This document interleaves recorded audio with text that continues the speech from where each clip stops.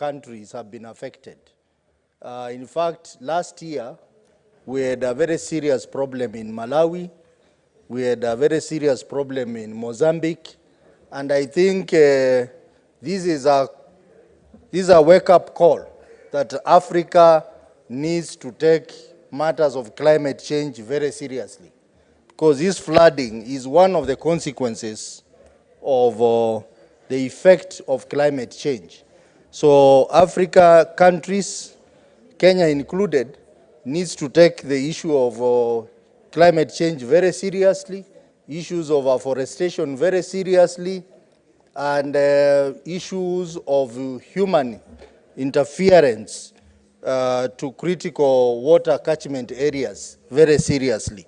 So this statement by the chair of finance is very timely, and how I wish that the countries that are members of this forum would have a collective response towards matters of climate change, matters of flooding in our region. And most importantly, Mr. Speaker, the issue of how to deal with the humanitarian situation that arises as a result of this flooding.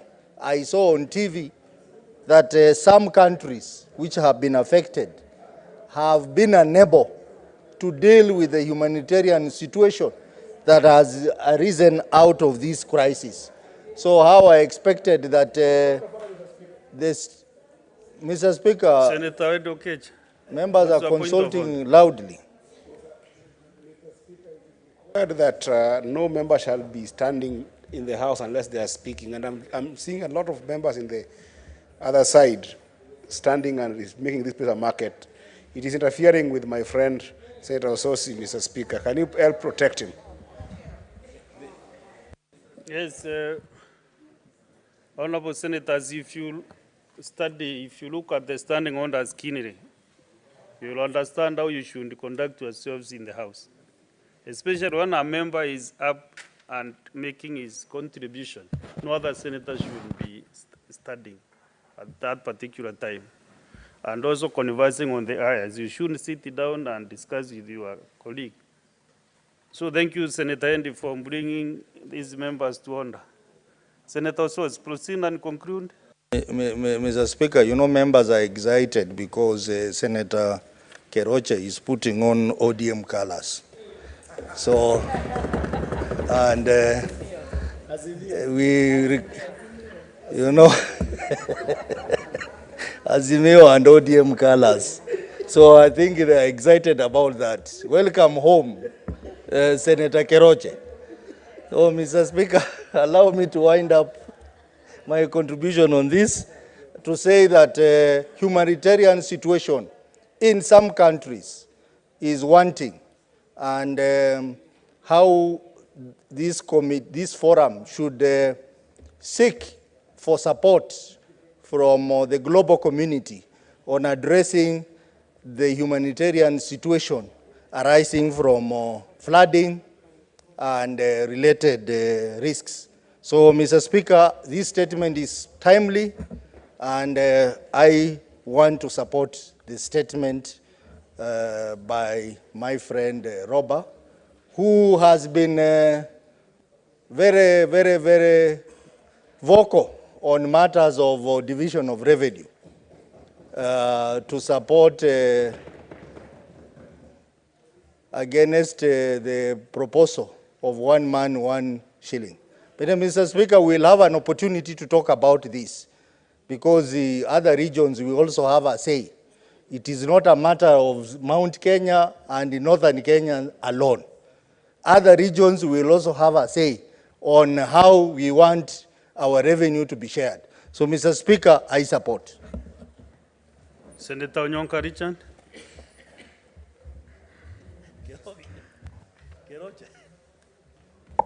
Mr. Speaker, I would like to reiterate what my brother Ososi has raised about the important matters affecting our environment, the issues of flooding. The reality on the ground is that, Mr. Speaker, we actually do not know whether we are going to have a typhoon, whether we are going to have excessive amounts of rainfall and all that. I think it's something that this House, I believe, Mr. Speaker, the House has to be engaged and seized on this matter.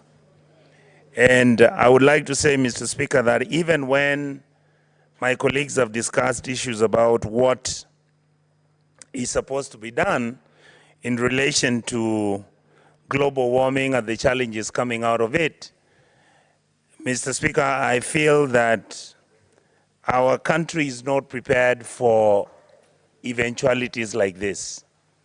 And I would like to persuade my colleagues who sit in the Environmental Committee in the Senate to engage themselves and make sure that we can even set up a task force which is supposed to be engaged and discussing, because many of our areas within the rural areas, leave alone Nairobi, Mr. Speaker, where our people live, we are having challenges, and it looks like nobody is quite aware or nobody is going to give a way forward on what we should do.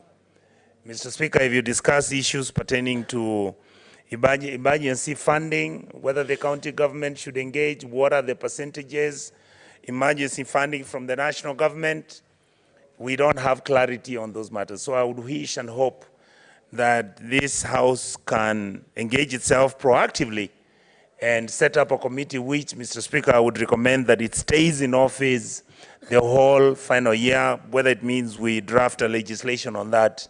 I think it's an important part that in our country, Mr. Speaker, we now need to have an emergency committee, if possible, which will be given assignments, not emergency when we are having floods only.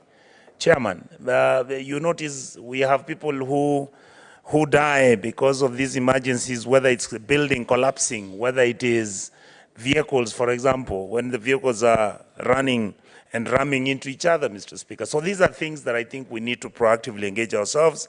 And I say thank you for giving me this opportunity. I wanted to agree with Honorable Sotsi that I give my chairman, Honorable Roba, credit and immense credit, and my vice chair who was not able to pronounce herself, but she quietly whispered to me that she agrees with me. We cannot discuss, Chair, issues pertaining to one man, 1 shilling, 1 vote without looking at all the Kenyans and what they think and what they view. Otherwise, we will consider it a nullity. Thank you, Mr. Speaker. Senator Sigei Wakiri.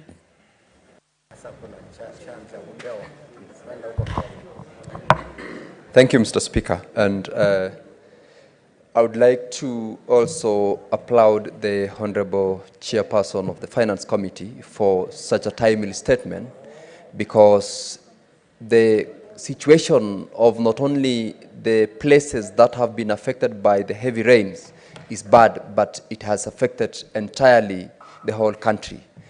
We are talking about schools. Some of them are yet to open. Some of them might not open because the entire structure of such institutions have been washed away or are still in flooded areas. We're talking about roads, Mr. Speaker, which are no longer accessible. The road all the way from Maimayu running through Narok to Bomet, where I represent, for a very long time, have been a victim of such situations. And considering the fact that this has affected almost entire economic of the country, we are saying, as we look through the mitigation measures that the country and the government is taking, as members of this House, as members of the public, as environmentalists, we should now continue with the conversation about the effects of climate change. And as we deal with the issue of planting trees that the Kenya Kwanza government is pushing, it is a long term. What options do we have in the short term to ensure that we support the effects of climate change, and we also make sure that we are prepared in such situations? As we speak right now, Mr. Speaker, the other day, the typhoon that went through some areas in the coastal region has taken away lives of people. Were we not prepared? Had we been notified? What action did we take? So, Mr. Speaker, this particular statement is very, very timely, and it helps us to look beyond just the rain. Let us also look at other devastating natural calamities that could come along the way. We are being warned that after the rains, after July, there is a possibility of long dry spell, and that should also sound warning to the government, to all those who are responsible, to make sure that in terms of preparedness, in terms of reaching out for partners to support, we utilize the resources so that when that time comes, we are not got in a situation where we are unable to support, we are unable to protect ourselves, and we are unable to sustain the livelihoods of the very vulnerable people, those in school and other places who need the support because of the situation that they will get themselves into. So to the chairperson of Finance Committee, who is a member and who is a member of that very important committee, we say we look forward to having everyone being involved in supporting such a very important statement. I thank you, Mr. Speaker. I want to give a few other senators, but now I need timing for just 2 minutes. A comment on a statement, we don't need a lot of time. Those who have spoken before this decision is made are very lucky indeed. So time for me, 2 minutes. Senator Okech, not Okech, Chair, are you timing me? But it's okay. Chair, I think that the first thing I wanted to say, Mr. Speaker, the first thing I want to say, I know you're my chair also in the mediation, is that I wish that anything that takes away property and anything that takes away the life of our people can be declared a national disaster. Just the same way we saw the magnitude of handling of COVID being a national disaster. These are the time that we expected that these floods would be treated with the same magnitude as we would treat any invasion in the country. And this is why we even wished we could have seen people in the Ministry of Environment and even the Honorable Soipan Tuya being able to do a proper update of what is going on in the country. I know that there are senators here that I'm empathizing with, like Senator Mungatana, who, just like in Migori, is facing a lot of challenges with the floods and disasters in his county, which is not brought to the national awareness. And I know a number of senators also who are affected in different counties. Mr. Speaker, where I come from in Migori County, it forms one of the rural counties that don't get a proper highlight of the effect of these floods. And sometimes people just think that these floods happen only in well-developed infrastructure. But the disruption of infrastructure, even in rural communities, Mr. Speaker, is very massive. For instance, if you go to Nyatike, you will find that a place like Luanda, Konyango, and if you go to a place called Modi, people there do not have even a life. And if this was declared a national disaster, a place like Luanda, Modi, Kabuto in Nyatike would have been considered for some serious interventions, like even building dikes and polders in those areas, Mr. Speaker. But even if you come to a place like Uriri, Mr. Speaker, you'll find a place like in North Kanyamkago, which is a ward in Uriri constituency, Mr. Speaker, you'll find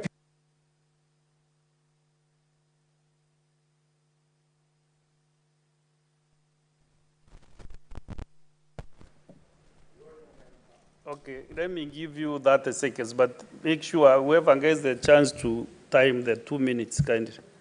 Maybe you 30 seconds to conclude your statement.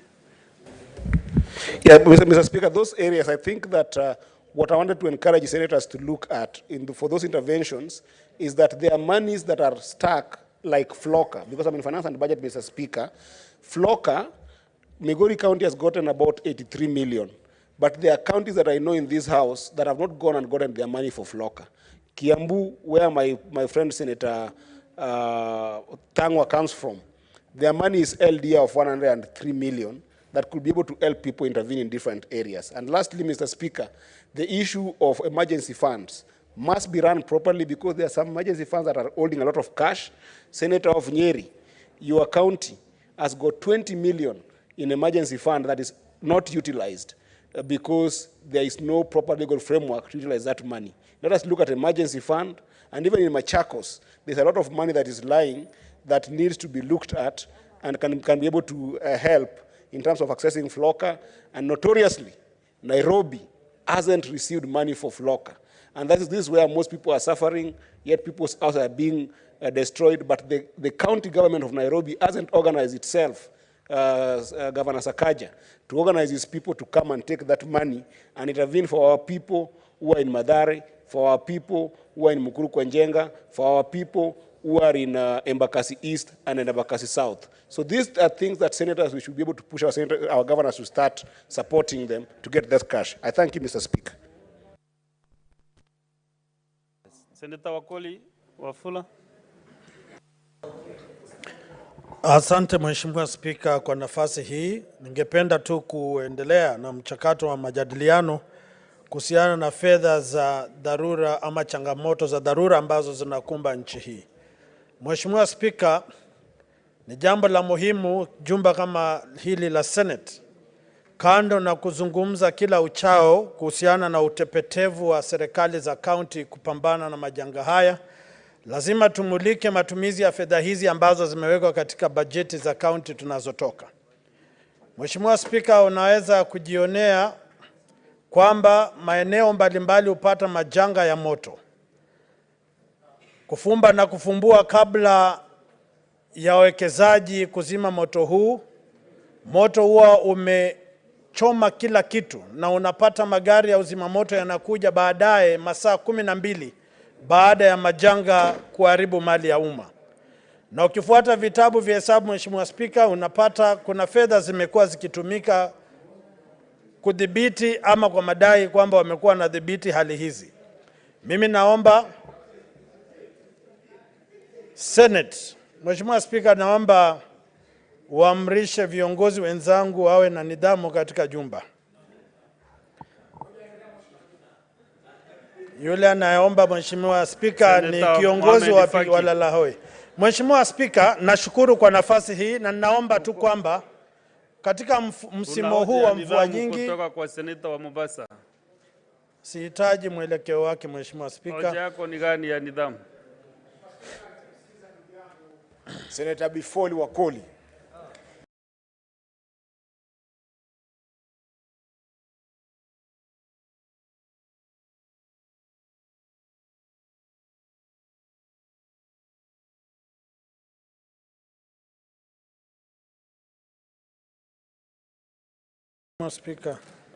Mheshimiwa Spika, jinsi nilivyokuwa naashiria seneta mkubwa wangu yaonekana amekuwa nasinzia nilipokuwa nadondoa hoja zangu. Mheshimiwa Spika, ndio koko naalika maua. Mheshimiwa Spika, mafuriko nchini humu Mheshimiwa Spika yameathiri familia nyingi. Jana jioni katika eneo bunge la Mlima Elgon, eneo wadi ya Chesikaki, kumekuwa na poromoko wa ardhi ambao uliwafunika jamii watu 4 na mmoja kupata majeruhi makubwa sana.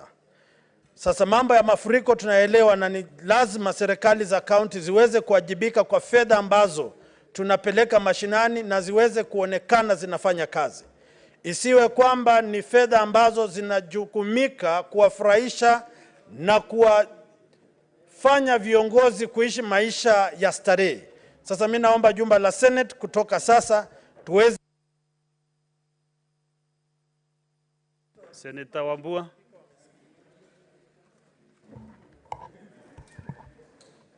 Thank you, the Speaker. The Speaker, I want to also join my colleagues to thank and congratulate Senator Ali Ibrahim Roba for bringing this statement. And just say a few things, the Speaker. The Speaker, first of all, let us agree that climate change is real. And the effects of climate change, the Speaker, are being felt across the region. And that's the point at which, the Speaker, I must add that expecting that county governments will be able to use the meager emergency funds to respond to effects of climate change is actually courting disaster. Speaker, I am reminded that just a few days ago, we had a serious landslide in Kiambu, and we lost lives there. Yesterday, continuing today, we have very strong winds in our coasts, and we have lost lives there. So, Speaker, we are reminded of the things that have happened in Naivasha and in Nairobi. We know the situation that is obtaining in Tana River. So, Speaker, there is need for concerted national efforts to deal with this matter in a more proactive manner. Because, Speaker, it has become the norm that we expect every time it rains, there will be disaster in Tana River, there will be disaster in Kano, there will be disaster in Naivasha. But why can't we adopt a proactive approach in dealing with disasters caused by floods and heavy rains?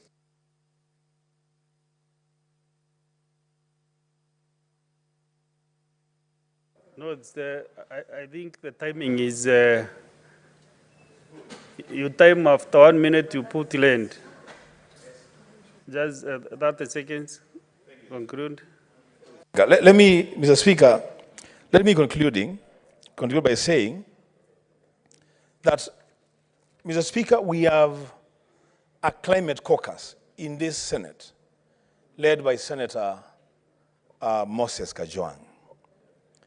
I want to urge members to join that caucus for purposes of giving more and better direction on how to deal with effects of climate change brought about by heavy rains. I'm told, Mr. Speaker, and I believe it, that in the next 4 months, from June to September, we are going to be having heavy rains at the coast region. What are we doing in preparation to deal with that eventuality when it happens? I thank you, Mr. Speaker. The Honorable Senators, you know the traditions of Parliament allow ranking members to be given priority. Now I'm comparing between two senators, Senator Chalagay Samson and Senator Andan Nduro Fatuma. And now I've realized that Senator Chalagay is a junior to Senator Fatuma Nduro. So Senator Fatuma Nduro, you have the floor. The junior can wait.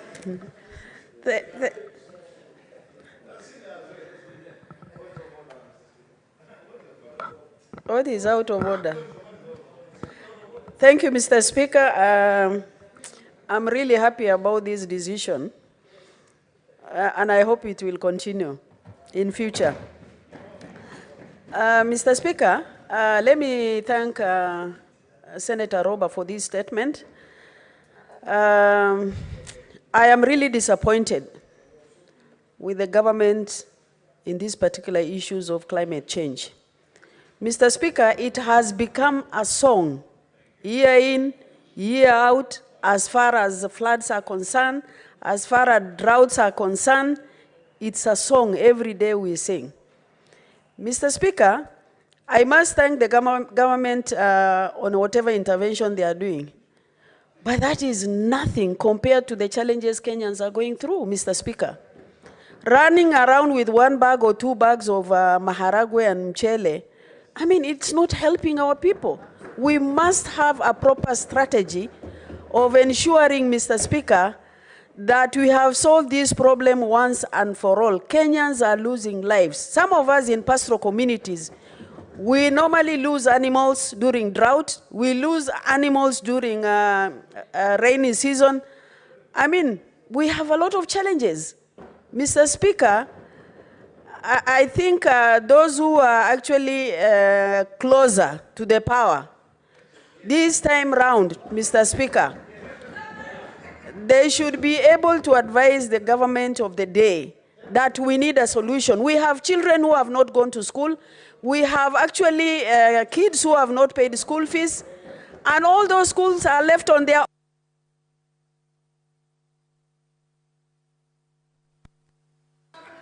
Senator Order, senators, order, senators. Order, Senator Chalagai Samson. Mr. Speaker, thank you very much. I think, Mr. Speaker, I want to agree that the issue of climate change continues to be a very challenging times, even in the developed countries, Mr. Speaker. While we agree there are challenges, we should be careful in how we make our comments in this House so that we don't mislead the public. The issue of managing disasters is a concurrent function.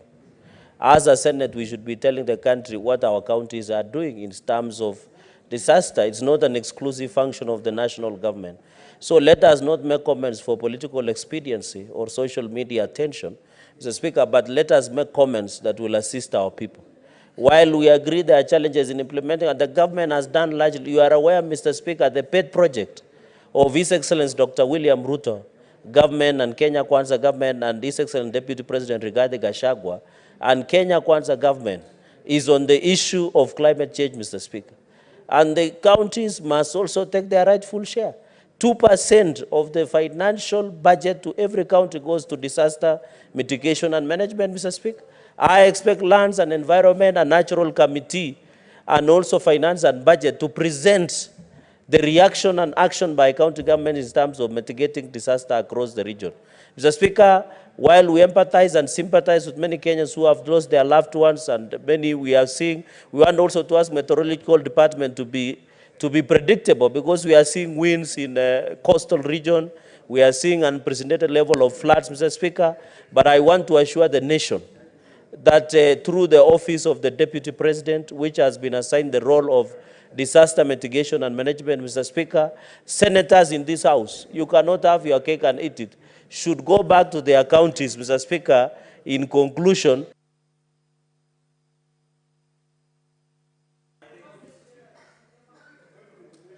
Senators, we should conclude this matter, but I'm interested to give the senator for Tana River because he's very much affected by the floods, maybe to make his comment and then we can go to the other statements. Mr. Speaker, I just want to thank you so much for accommodating me, and I will just be 2 minutes. Mr. Speaker, yesterday we spent the better part with a very hard-working minister called Cabinet Secretary Malonza. Penina Malonza, Mr. Speaker, toured the entire Tana River, all the 3 constituencies, and we were accompanied by the area members of parliament, distributing food, Mr. Speaker, to various places. So I want to stand here to say that I am very happy with the work that some of our female ministers are doing in the cabinet of William Ruto. Mr. Speaker, as compared to CS Machogu, who has never stepped in Tana River County, I wonder what is happening with the Ministry of Education. We went to several camps, Mr. Speaker, and the minister herself was almost in tears, Mr. Speaker, because at least 30 schools have been swallowed up in the constituency of Garsen alone. In Makere Milelulu, the school is being broken. If you go to a place like Mgarashi, Mr. Speaker, you will find this entire villages, Mr. Speaker, have been buried. But Machogu has never found time to come to Tana River. Mr. Speaker, it is wrong for cabinet secretaries to operate on theory when the country is suffering as it is. So, Mr. Speaker, I take this opportunity to tell Bwana Machogu, please wake up and come to Tana River County. We are suffering and we need the... Senator Mungatana, I'll only 1 minute, but first listen to me. I'll only 1 minute. So have your seat, because I want to give you some advice. Of course, Senator Mungatana, you know how to get the CSAs in this floor anytime you need them. So I request that if there are issues in Tana River, kindly make sure that you do a question very fast for the CS to appear before the Senate, so that, because now he has no advantage of coming to this floor, so I might decline that 1 minute, Senator Mungatana. because you shouldn't be attentive to the chair and listen to my advice. So don't mention the CSM because you have powers to bring him to this Senate. Proceed, 1 minute. Mr. Speaker, I'm just saying, here is a minister who is aware of the disaster, and I'm not mentioning any names. He's aware of the disaster that is affecting the education sector, and he's not bothered to come to Tana River County. And yet, there is another cabinet fellow who is moving day and night, Mr. Speaker, to assist us. So, Mr. Speaker, I am urging that the Ministry of Education should wake up. Our children are having a problem, Yes, and they Senator should wake Ndokech, up. what is your point of order? Mr. Speaker, I'm standing under point order number 1. And Mr. Speaker, I just want to plead with the chair that, Mr. Speaker. Sorry, Senator Eddy, do you have powers to exercise order number 1 yourself? To issue courage to Mr. Speaker, and also under 101 in the speaker in the content of speech of my colleague Senator Mungatana. You see, Mr. Speaker, the issue of flood that we are discussing, Mr. Speaker, some of these things, the ultimate interventions lie with the cabinet secretaries, and to some extent what Senator Chagaya said, executives in the counties. If we don't call them out on this floor, just because we are waiting for them to be called out during questions, Mr. Speaker, we are doing a disservice to them, not even to us. Because if you don't question them in the laziness that they are having on serious issues that are affecting this country, Mr. Speaker, I'm just requesting you to allow Senator Mungatana to call out these ministers, to call them out Senator for Mungatana, not effectively taking their role in responding to this crisis. Because if you stifle that conversation on Senator Mungatana, Senator Eddy, you have made your point. Thank so you, Mr. Speaker. Thank you. Senator Mungatana, conclude. I'm concluding, Mr. Speaker, by saying we appreciate the work some of the cabinet secretaries are doing. But we please want to ask some of the other cabinet secretaries who are sitting in Nairobi, please come out. Education, education, education. Please come out and visit and tell us what we shall do with the children who are in camps. Come with canvas, because the teachers are ready. By the way, I congratulate teachers who are working in these hardship areas. They are ready, they have come, but they cannot, you cannot do anything under the circumstances that the children are. We want to ask for the cabinet secretary to use the power and his authority to make sure that those areas that have camps, that the children are having education under at least those matarbales, so that the teachers who are ready to teach can go and occupy these children. Otherwise, Mr. Speaker, we shall lose a whole generation, Mr. Speaker. I thank you. Thank you. Let's go to the statements under 53.1. The Senator for Elgeyo Marakwet has requested deferment of his statement. So we go to Senator for Machakos. Thank you, Mr. Speaker. Request for statement on acquisition of land set for public utilities in Syokimau Estate in Machakos County. Mr. Speaker, sir, I rise pursuant to Standing Order 53.1 to seek a statement from the Standing Committee of Lands, Environment and Natural Resources regarding the illegal acquisition of, by private individuals of the land set for public utilities in Syokimau Estate in Machakos County. In the statement, the committee should, 1, cause an inquiry into the acquisition by private individuals of parcels numbers 12715/190, 12715/267, 12715/207, 12715/255, and 12715/256, 12715/409, 12715/440, and 12715/447, and 12715/700, located in Syokimau Farm Limited, Syokimau Mavoko Sub-County, Machakos County, providing details of the current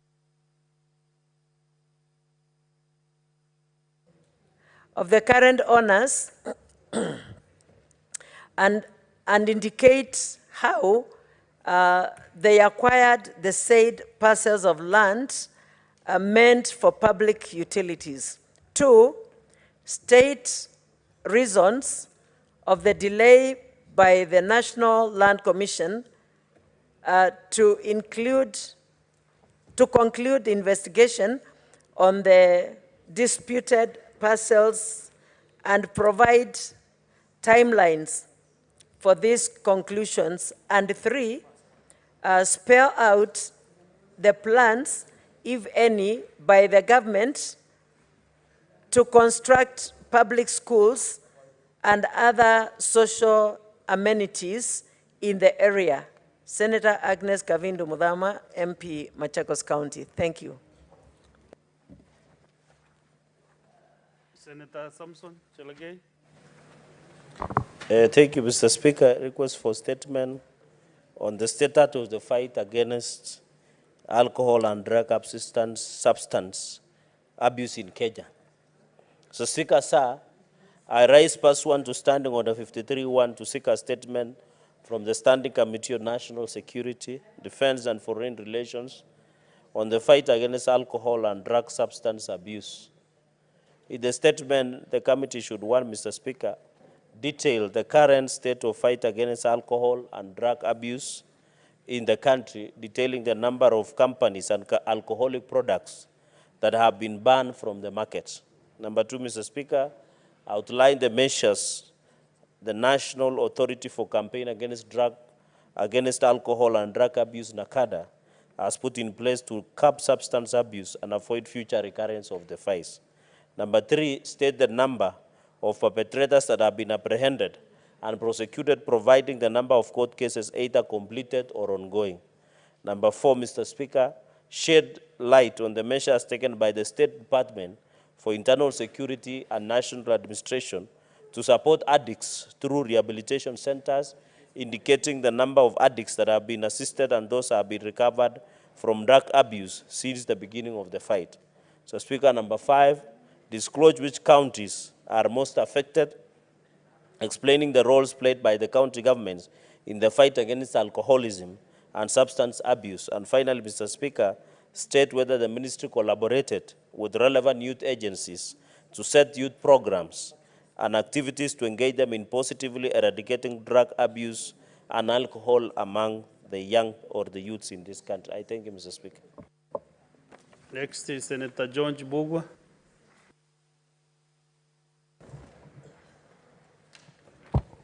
Thank you, Mr. Speaker. I rise pursuant to Standing Order 53-1 to seek a statement from the Standing Committee on Trade, Industrialization and Tourism regarding the status of the tourism sector in the country. In the statement, the committee should, 1, provide data on the tourist facilities that have closed down over the past 3 years and state the reasons for the closure. And 2, elucidate on the performance of the sector over the last 3 years, highlighting investment into the sector and any measures put in place to promote recovery of the sector post the COVID-19 pandemic. And 3, outline any strategies put in place to promote investments in and diversification of tourist products, as well as to support medium, small, and micro enterprises operating in the sector. And 4, stating any measures put in place to enhance sustainability of the tourism in light of the emerging and existential threats to tourism, such as climate change, terrorism, and human-wildlife conflicts, among others. Thank you, Speaker. Senator Andrew Mtata. Yes.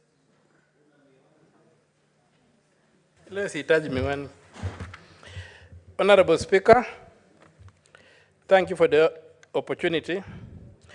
Mr. Speaker, sir, I rise pursuant to Standing Order 53 clause 1, to seek a statement from the Standing Committee on Trade, Industrialization, and Tourism regarding the mismanagement of the cooperative funds in the Kenya Union of Savings and Credit Cooperatives, KUSCO. In the statement, the committee should, 1, state the circumstances that led to the loss of cooperative savings over a period of 10 years as depicted by the recent audit undertaken by the Ministry of Cooperatives and Micro, Small and Medium Enterprises Development. 2, disclose the regulatory and oversight measures the ministry undertook in respect of KUSCO to address and prevent mismanagement of funds over the 10-year period. 3, report on the status of compliance by KUSCO over the past 10 years in keeping proper books of accounts, undertaking annual audits, and submitting annual returns to the Ministry of Cooperatives and MSMEs Development. 4, provide the loan portfolio of KUSCO, including a breakdown of the loans advanced to the board of directors and senior staff that were dismissed following the findings in the special audit commissioned by the ministry in October 2023. 5, indicate the status of the undischarged fixed deposits to members that fell due but had not been duly remitted as of the date of the audit report. And lastly, 6, detail actions taken by the ministry to recover the funds alleged to have been misappropriated by the board of directors and senior staff, and measures to ensure that such misappropriation does not occur in the cooperative sector. Thank you, Mr. Speaker, sir. That's my statement. Senator David Wakoli.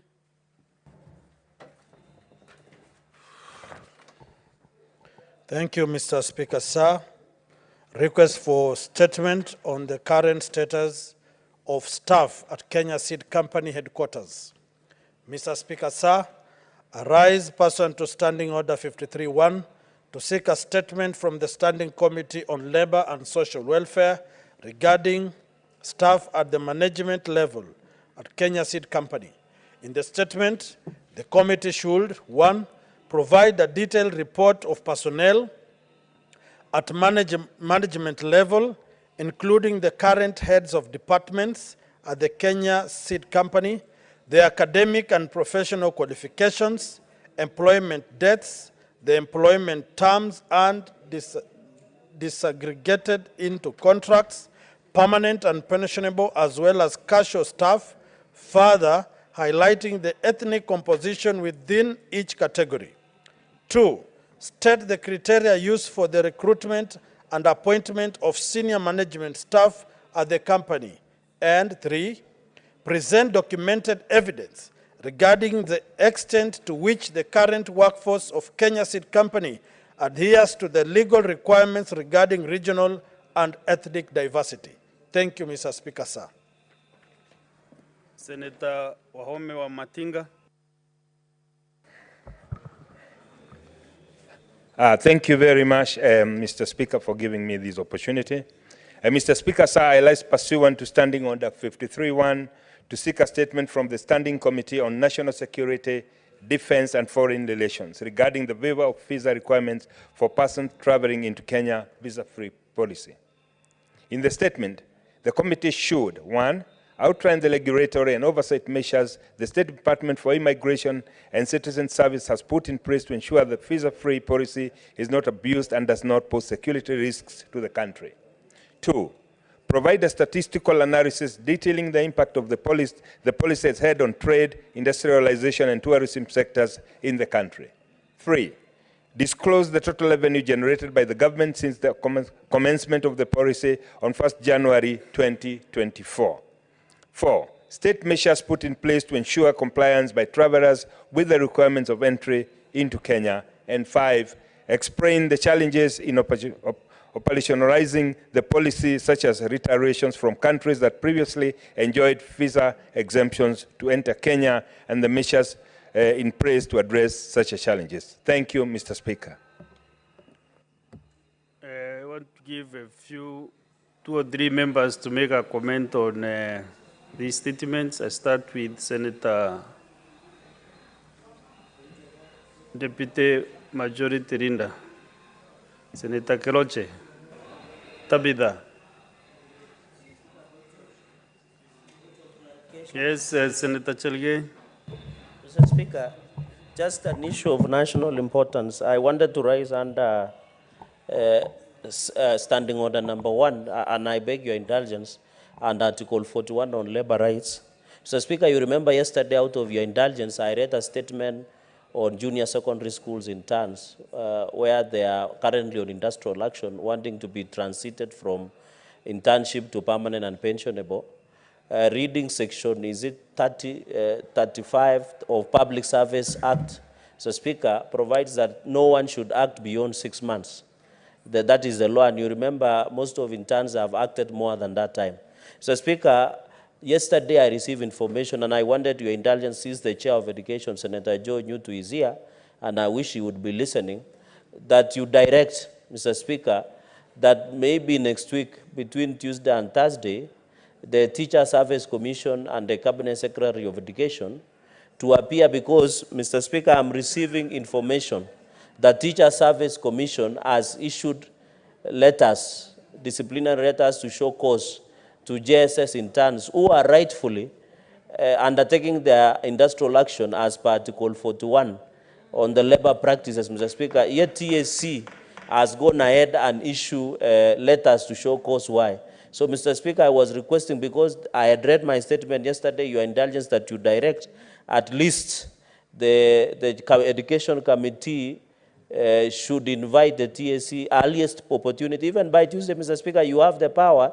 Even I remember in the last session, the former Speaker Emeritus directed a Cabinet Secretary to appear within 30 minutes. So I beg your indulgence. You can hear.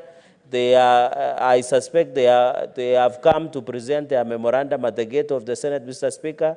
If you make a pronouncement on the direction, so that they also, Mr. Speaker, know that Senate is aware that GSS interns are undergoing problems, and TSC should avoid this issue of being draconian. We are not running a dictatorial country, dictatorial country, Mr. Speaker. I thank you. I've heard you, but I'm not aware whether that is JSS interns out there, unless you have a mechanism to know that they are the one who are out there. So I direct that you draft your question, and the secretary to be happy, the office of the clerk, to process your request.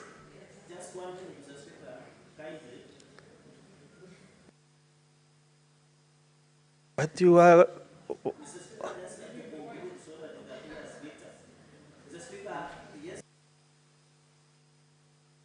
Give him 30 seconds. 30 seconds. Mr. Speaker, I'm saying yesterday, your indulgence, you allow me to read a statement on the issue of JSS.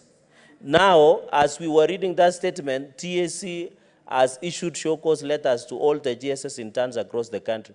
So I was requesting, since I had made that similar request yesterday, can you direct the Education Committee to invite the TSC and Ministry at least next week, so that I don't need to come back?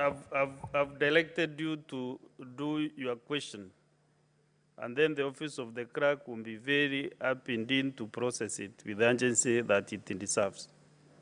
But to be neater, you need to raise the matter through the official way.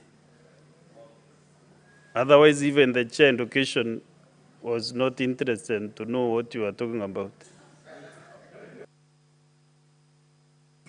So, Senator Kloche, I requested you to make your comment. Okay, Senator Oloba. Thank you, Mr. Speaker. I would like to support the statement raised by Senator Cherargei on substance abuse and alcohol and the fight against the same, Mr. Speaker. Mr. Speaker, and it's funny that we are even talking, that Cherargei has brought up the issue on the JSS, because, Mr. Speaker, in one of the questions that he's asking is to shed light on the measures being taken by the State Department of Internal Security and in the affected areas, Mr. Speaker. In most of these affected areas, Mr. Speaker, you'll find that even the issues that are being raised or that are making young men to go out and women to go out and drink, Mr. Speaker, is some of the frustrations, including what we are seeing with the JSS teachers, Mr. Speaker. Mr. Speaker, I think we are also not getting the formula right, because in terms of the fight against alcohol abuse and substance abuse, Mr. Speaker, it is just assumed that people are drinking because they have nothing else to do, Mr. Speaker. Mr. Speaker, there's a lot of issues, underlying issues in the community, and I think this statement and the specific pointers that Cherargei is asking, both from NACADA and the Ministry of Interior and Security, Mr. Speaker, will shed some light. And Mr. Speaker, as much as we are not speaking about JSS, Mr. Speaker, this issue of the JSS teachers is literally an underlying issue that is being ignored, Mr. Speaker. And the fact that TSC is now trying to put disciplinary measures on people who are coming out to say that there's a problem, Mr. Speaker, I support what Cherargei is saying, that we need to summon these authorities, Mr. Speaker, so that they can come and tell us whether they want to deal with the issue of JSS or whether they want to keep punishing the teachers for coming out to speak up on what they need to fix, Mr. Speaker. And Mr. Speaker, I also support what Senator Mungatana was saying. It's only that you probably did not want to say, but Mr. Speaker, we call upon the Cabinet Secretary of Education to literally, the CS Machogu, to take some of these sentiments seriously, Mr. Speaker, because it is not an issue of whether he's available or not, but every part of Kenya must actually be given priority, Mr. Speaker. Even Tana River County, Mr. Speaker. So, yes, Machogu, Cabinet Secretary for Education, it is time that you wake up and do better. And even this issue of the JSS teachers, Mr. Speaker, if Machogu is not able, Mr. Speaker, some of us, we can step in and assist him. So we are just saying that he needs to take his job seriously, even in Tana River. Thank you, Mr. Speaker. Senator Mutinda, Tabitha.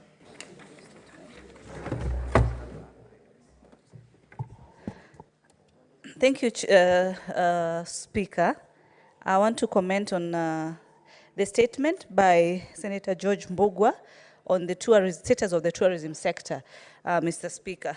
Mr. Speaker, the tourism sector is a sector that brings high levels of income in this country, amounting to close to over 400 billion in this country. But during the COVID period time, we faced challenges as a country and many other countries across the world.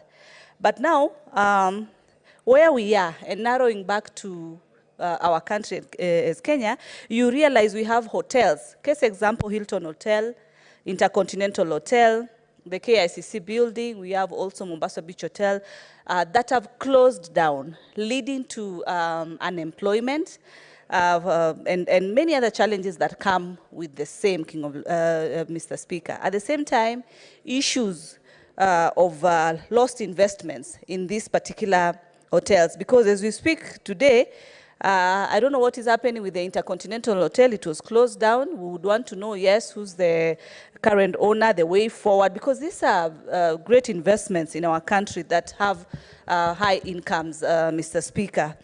So I do support this statement, and we hope it will be expedited, because these are areas that people have lost jobs, and this is a very high income area. Further to that, there's also the statement by Senator Wahome, Wamatinga, in terms of the visa-free issue. Yes, it's very key. It's very important for us to note the data and how much revenue it has used. Thank you. Mr. Speaker, Okay, thank you. you. Let's get the statement under 57-1, Deputy Majority Leader.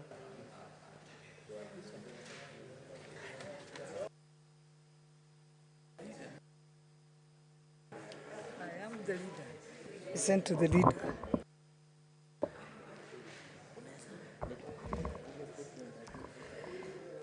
Statement by the Senate Majority Leader on the business of the Senate for the week commencing Tuesday, 28 May, 2024, pursuant to Standing Order 57-1.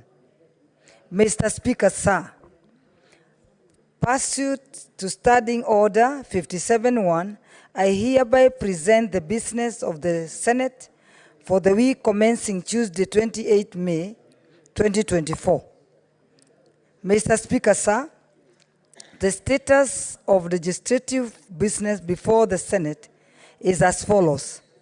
42 bills are pending conclusion in the Senate, of which 38 are at the second reading stage, while 4 are the committee of the whole stage. 15 motions are pending conclusion. 17 petitions are due for reporting by the representing standing committees, and 360 statements are pending before the respective standing committees.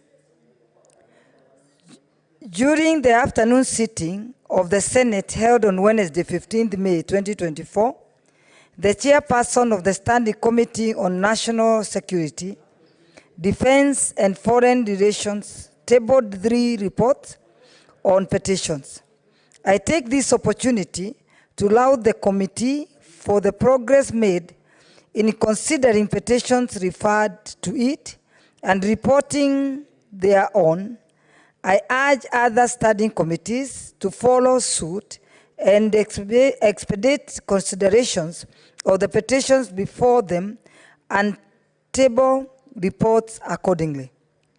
Mr. Speaker, sir, in accordance with the calendar for the 3rd session, the Senate is scheduled to proceed on recess from 30th May 2024 and resume regular sittings on 25th June 2024. As senators look forward to the upcoming recess, it is important to recognize that the pending business before the Senate is still high, which also include mediation on crucial bills. This being said, I wish to implore senators to prioritize plenary sittings in the chamber in order to ensure progress is made on the business scheduled in the order paper. Mr. Speaker, sir, the Senate Business Committee will meet on Tuesday, 28 May 2024 to consider the business for the week. The tentative business for Tuesday will include business not concluded from today's order paper, as well as the business indicated in the notice paper, which include bills at the second reading stage and motions. The tentative business for Wednesday, 29th May 2024, morning sitting will include the schedule of questions as approved by the Senate Business Committee, as well as motions. The summary of the questions is as follows. Question number 021 to the Cabinet Secretary for National Treasury and Economic Planning by Senator Edwin Sifuna. Question number 037 to the Cabinet Secretary for Foreign and Diaspora Affairs by Senator Boni Halwale. Question number 040 to the Cabinet Secretary for Foreign and Diaspora Affairs by Senator Tom Ojienda. Questions number 057 to the Cabinet Secretary for Environment, Climate Change and Forestry by Senator Tom Ojienda. Question number 060 to the Cabinet Secretary for National Treasury and Economic Planning by Senator Catherine Muma. And question number 072 to the Cabinet Secretary for Environment, Climate Change and Forestry by Senator James Murango. Mr. Speaker, sir, the business for Wednesday, 29th May 2024 afternoon sitting will include business not concluded in the order paper for Tuesday, 28th May 2024, and the following.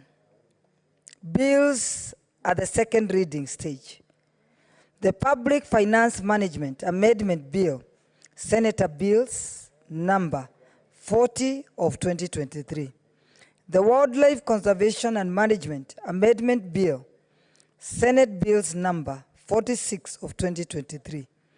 The Wildlife Conservation and Management Amendment Bill, Senate Bill number 49 of 2023. The Local Content Bill, Senate Bill number 50 of 2023.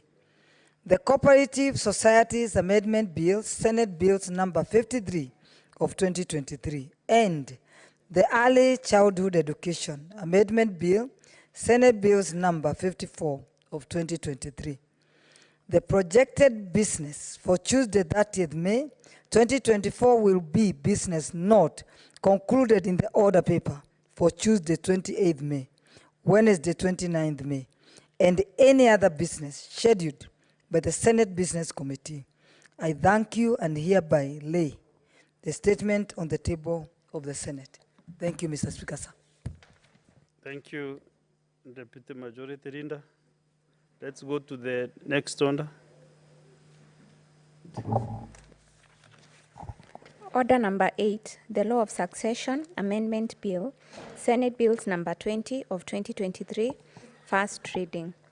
A bill for an act of parliament to amend the Law of Succession Act and for connected purposes.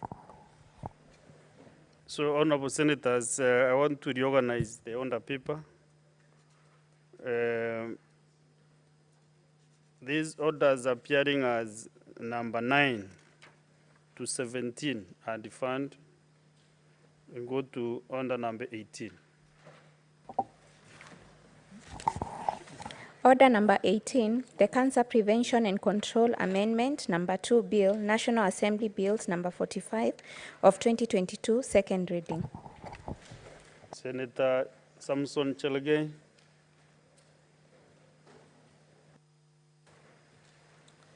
Thank you, Mr. Speaker, for this indulgence to move Cancer Prevention and Control Amendment Bill number 2 of 2022.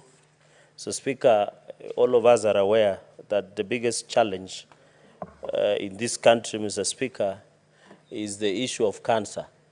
If you are not a victim, you are associated with it. And I know a number of members of the Senate during the weekend, either they are doing fundraiser to pay hospital bills, which cancer is one of the expensive, Mr. Speaker. Either they are in WhatsApp groups, Arambe, majority of the Arambes we do, Mr. Speaker, is on cancer cases. Mr. Speaker, and it is across the country, Mr. Speaker, and this disease continues to ravage and kill our people. The sad thing about cancer, Mr. Speaker, is it does not only kill a person, but it impoverishes families. There are many families who lose their loved ones and lose resources because it's expensive to treat cancer, Mr. Speaker. I think the reforms in NHIF should give, and I know before we have had a discussion on this, on treatment of cancer across the country, Mr. Speaker. Mr. Speaker, cancer is the third leading cause of death in Kenya, Mr. Speaker. You are aware, for example, in 2020, 42,000 cases of cancer were reported in Kenya. In the same period, 27,000 cancer-related deaths, Mr. Speaker. So, Speaker, as far as the statistics of Ministry of Health, there are counties that lead with cancer deaths, related complications, that is Nairobi, Kiambu, and Nakuru, Mr. Speaker.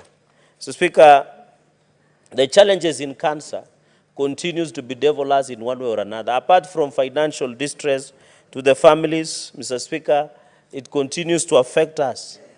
I know a number of members, even of parliament, who have diagnosed with cancer and they are on cancer treatment.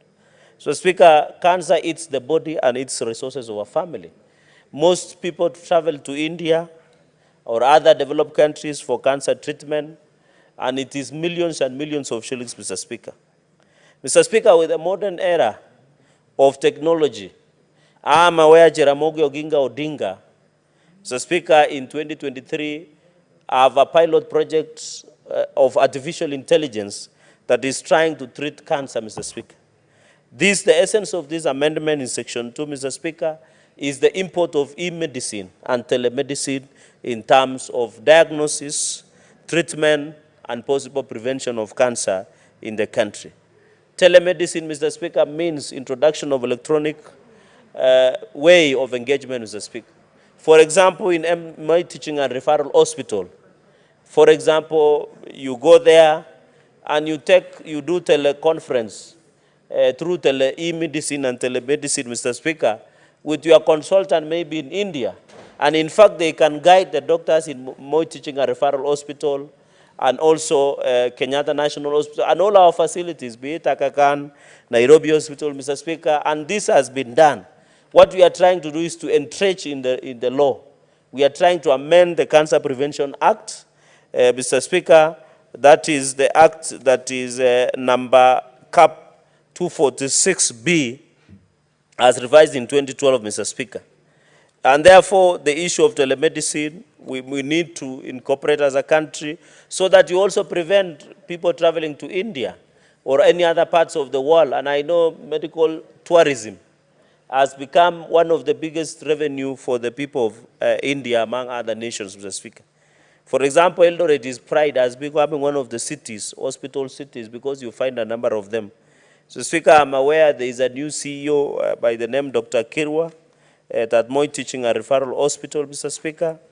And therefore, we are aware that these referral hospitals must be updated. Even counties, this is a challenge to counties to do telemedicine, Mr. Speaker.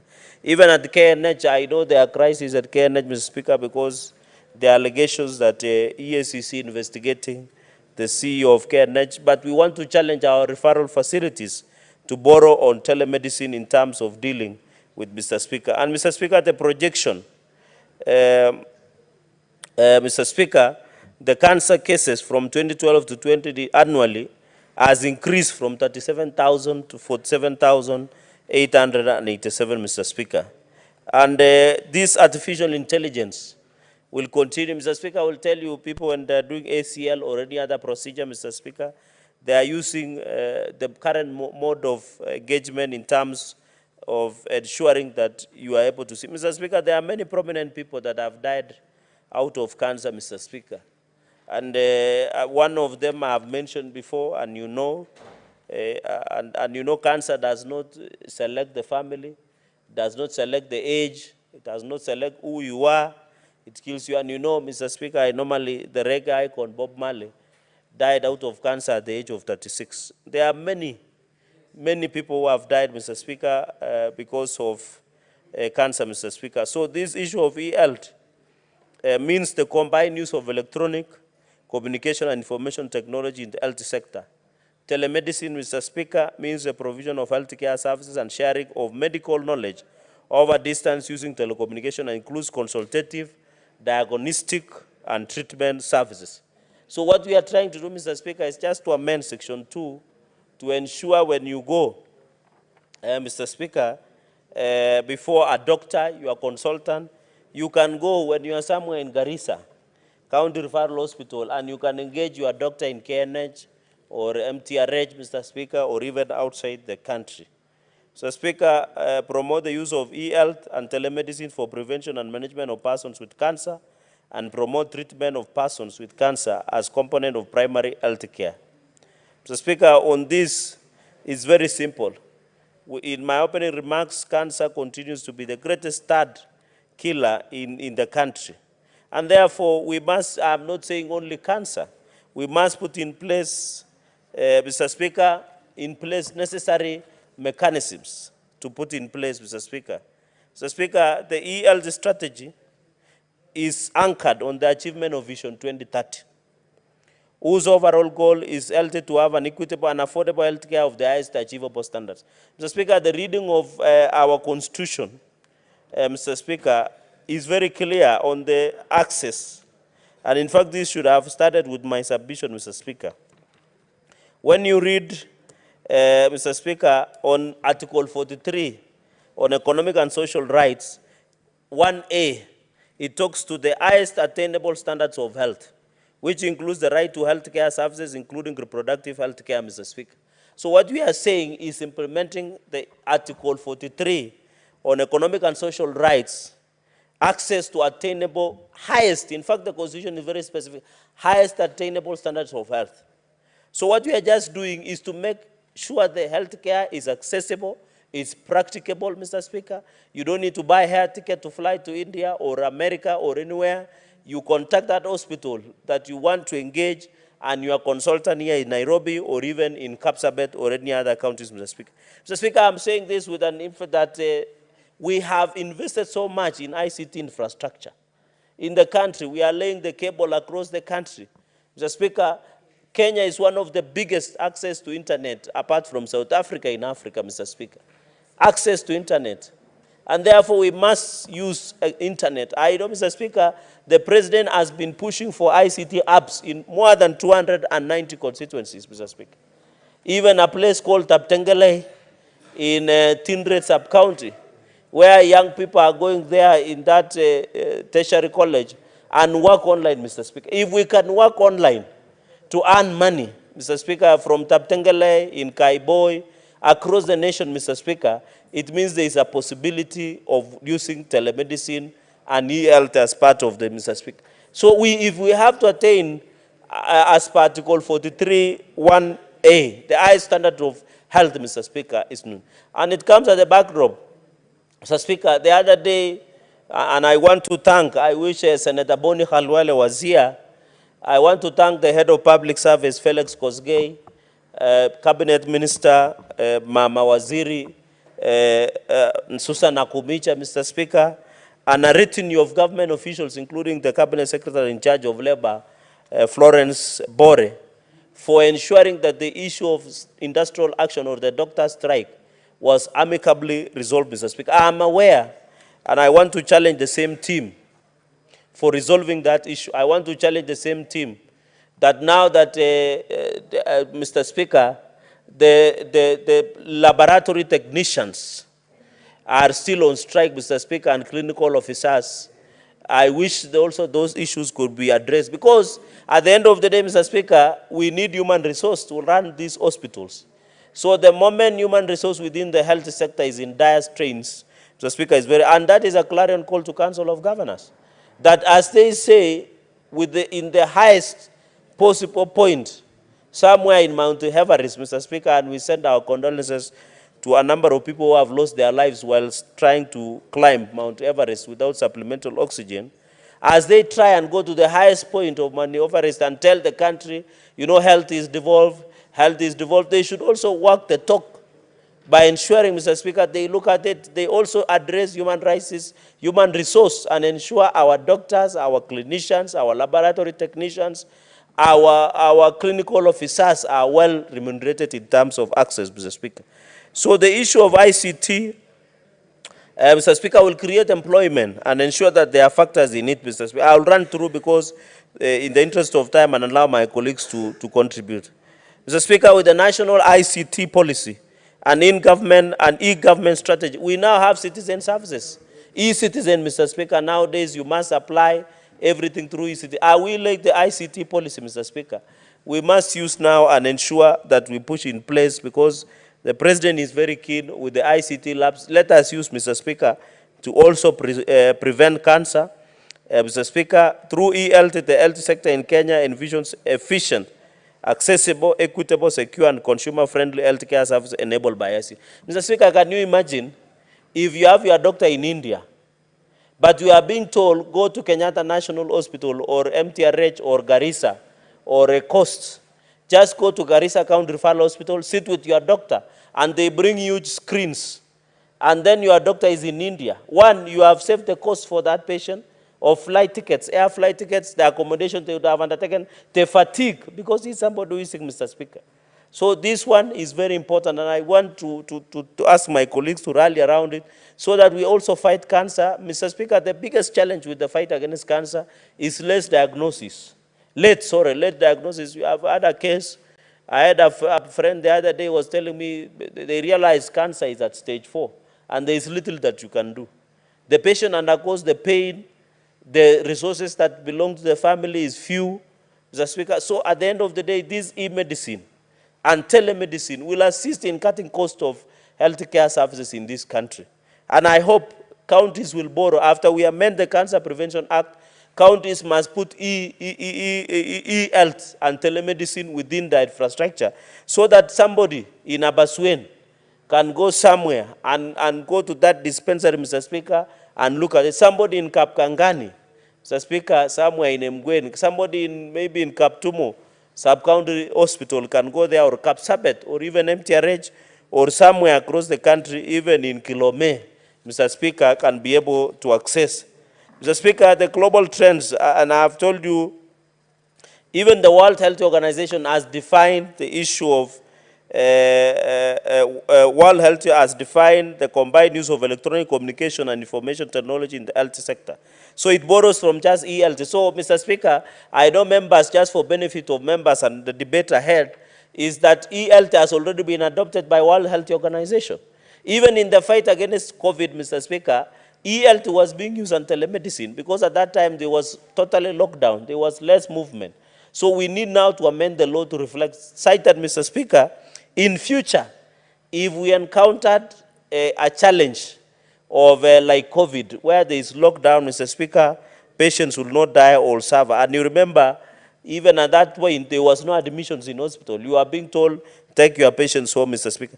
And another challenge, Mr. Speaker, you know most of the patients that are in cancer or suffering from cancer, most of them and have a challenge of being taken home where you are having palliative care. Mr. Speaker, you know, somebody who is terminally ill, one of the diseases that can force you, Mr. Speaker, is terminally ill, Mr. Speaker, and palliative care becomes the only option that you have. So you can imagine if you are treating your patient at home, somewhere in my village called Kapkeben, Mr. Speaker, in Mosoriat, and you are sitting there, and you, Mr. Speaker, you are able to do teleconferencing with your doctor in terms of going, Mr. Speaker. Even in Vision 2030, I know we have moved to Vision 2050 on SDGs, Sustainable Development Goals, Mr. Speaker. It becomes, Mr. Speaker, one, it will revitalize the health structure. Mr. Speaker, let me say this, you know, and we were with you when the issue of Garissa happened on health. You know, most governors think health is the hardware. It is the software, the service you get when you go and see the doctor, when you get the service. You know, most governors, even my governor, we have a newborn facility unit within Kapsabet County Referral Hospital. It has taken almost 600 million, Mr. Speaker. But the governors are busy building infrastructure as opposed as providing the service delivery. So if we have to revitalize the health structure, it is very important. It will allow service delivery. And I'm told, Mr. Speaker, nowadays, you know we are using telemedicine, by the way. Because when you are sick and you have your doctor, you can write something on WhatsApp, and then they respond. It is part of the e-health that we have, Mr. Speaker. Mr. Speaker, on the, and that is my 50th point. Also, a study published in the National Library of Medicine shows that AI can also help in diagnosis in such a way it's precision. Mr. Speaker, where AI, Mr. Speaker, I hope you have been, all of us in Kenya, sometimes, and I know there are cases in KMPDU, where wrong diagnosis has been prescribed and even lives have been lost. Where you go to an hospital, you receive the wrong prescription, you get the wrong drugs, Mr. Speaker, wrong diagnosis, and you end up dying. And I know, Mr. Speaker, if we introduce the artificial intelligence and telemedicine and e-health, Mr. Speaker, we will be precise, like the eye of a military marksman, Mr. Speaker. That is the precision when the artificial intelligence will come in place, Mr. Speaker. Say that we don't do guesswork, Mr. Speaker. You go and say, you know, where I come from, they say, you know, the elderly people don't describe. They say, I feel the thing of the heart. the art, they can't describe, they call it in my language, kitabingon. So at the end of the day, it becomes a challenge when they go to see the doctor. So the doctor asks, what is this thing of the art? So with the AI, Mr. Speaker, it will ensure there is a military precision. And I'm happy, Mr. Speaker, you are resonating with what I'm saying, because also all of our people will be described. But with the issue of AI, Mr. Speaker, it will ensure we use the precision of a military marksman to ensure, Mr. Speaker, and for us who work sniper movies, we know the essence of precision. When you work sniper movies, Mr. Speaker, in a number of either Netflix or Amazon or any other place, Mr. Speaker. Mr. Speaker, this has been used, in fact, oncology artificial intelligence startup monitor. Mr. Speaker, I request, and I hope the Senator of Kisumu was here, I don't know how far Jaramogi Oginga Hospital has proceeded with the issue of artificial intelligence. I hope the problems that Nakuruwa Memorial Hospital are having would be resolved soon so that we can introduce AI, because I can see my leader is very keen, especially on telemedicine, and he helped herself. I hope she is seeing it in terms of service. You know, she's an entrepreneurial lady.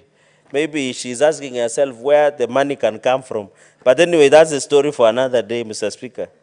This has led to 60% off-duty oncology calls by enabling patients to interact directly with AI-driven system, real-time monitoring. Oncologists assess patient symptoms and be able to interpret, Mr. Speaker. Mr. Speaker, we have, and World Health Organization is encouraging countries to do this. I hope yesterday, Mr. Speaker, you know USAID, as the president is in the US, Mr. Speaker, and I'm happy yesterday, you know, my brother Senator Sifuna had asked why part of the delegation of the government was in the country. But you know, in our culture, you leave the son or the daughter you trust to take care of the home. You don't go with them away. But Mr. Speaker, curiously, and I would have wished Senator Sifuna was here without prejudicial of standing under 101. I saw yesterday Azimio issued a statement that they are also part of delegation that go to the US. And I've seen minority leadership. They are saying bipartisan in that team, Mr. Speaker. So but I can see, I'm aware Senator Sifuna is in the country. So it also reflects on his standing within his own party. But that is a story for another day, Mr. Speaker. Mr. Speaker, on e-health patients, it will ensure timelines, communication, and I'm happy, Mr. Speaker, in your gallery, there are a number of students. We are going, I know a number of them would want to pursue medicine, Mr. Speaker. It will also be part of the learning. And I hope, Mr. Speaker, after the passage of this, even in the training of medicine among doctors, the issue of telemedicine and e-health will feature prominently going into the future of medicine in this country. Mr. Speaker, some of the key results of the foremost common use M-Health or mobile health, the one I was using, Mr. Speaker. The another issue is telehealth or telemedicine, where you call your doctor and tell what you are feeling. It's called telemedicine, Mr. Speaker. Used to associate with computing, big data, and security, Mr. Speaker. Mr. Speaker, these stakeholders continue to be involved in many of the issues that we continue to have a challenge, Mr. Speaker. And the knowledge, and I hope, you know, when changes come to a sector, Mr. Speaker, there is always resistance. I hope the medicine world, especially in Kenya, will be ready. We are not taking away the role of anybody, Mr. Speaker, but we are ensuring that we are there. Mr. Speaker, the issue of, from the National Health Survey, and I have indicated this, can you believe, Mr. Speaker, in 2021, 37.5% were using telemedicine in 12 months. All of us use, even me when I'm unwell, I call my doctor, I'm feeling this way. That is what we call telemedicine. And many Kenyans are using, 37% of the people who are using, Mr. Speaker. In fact, among women, I don't know whether women care about their health so much. Telemedicine use increased with age. And I think as you get older, you become keen. You also choose what you eat. You start eating less sugar. Mr. Speaker, you know, with the issue of nutritionists, you know, you are being told, don't take a lot of sugar, take a little salt, don't take a lot of meat, don't overdrink the other stuff, hard stuff. We have even been told, don't overdrink tea, Mr. Speaker. And you know, Jesus took wine. People are being told, no, 1 glass or 2. But I think everything is in moderation. But I'm told here, women, compared with men, 42% use telemedicine and 31.7% compared to men. So I don't know whether, you know, I always see some funny things on social media where men are normally accused of being careless about their lives and health, Mr. Speaker. And therefore, women are doing a good job in ensuring that they keep themselves healthy, Mr. Speaker. I would have expected the Deputy Majority Leader to applaud that. While TSMS refers specifically to remote clinical services, telehealth can refer to non-clinical services. Mr. Speaker, for discipline and I think primary health care is a term of technology, Mr. Speaker. Up and short, because I don't want to go through my notes that I had prepared, Mr. Speaker. Up and short is that the cancer prevention, the issue of ensuring that we prevent cancer in this country, and I think, Mr. Speaker, it will also diagnosis. We have said, and Mr. Speaker, are you aware, I don't know whether colleagues here have noticed this, sometimes you go and see a doctor, and I have this case. You go and see a doctor, they go and do diagnosis, but they get the wrong thing. After some time, you are not told that it has metastasized into a cancerous. So with the introduction of telemedicine and artificial in services, Mr. Speaker, it will be very easy to properly detect, Mr. Speaker. And in Kenya, Mr. Speaker, there is also, and I'm happy Kenyans are industrious, and I hope students who are at the gallery, Mr. Speaker, we have Mercy S. Chipchirchir Faculty of Information Technology, Strathmore University, which is trying to come up with innovative in terms of treating cancer, Mr. Speaker. And sometimes Mr. Speaker, in the last session, we were able to visit as liaison then to Kuala Lumpur. Is that in Indonesia? Yeah, Indonesia. We were in Kuala Lumpur, Mr. Speaker. Malaysia, we visited with the liaison those days when I was very powerful chair of JLAC, among other colleagues, chair of energy, the former senator of Nyeri, former senator of Baringo, Mr. Speaker, and a number of chairs, including our speaker and then Speaker Kenneth Lusaka,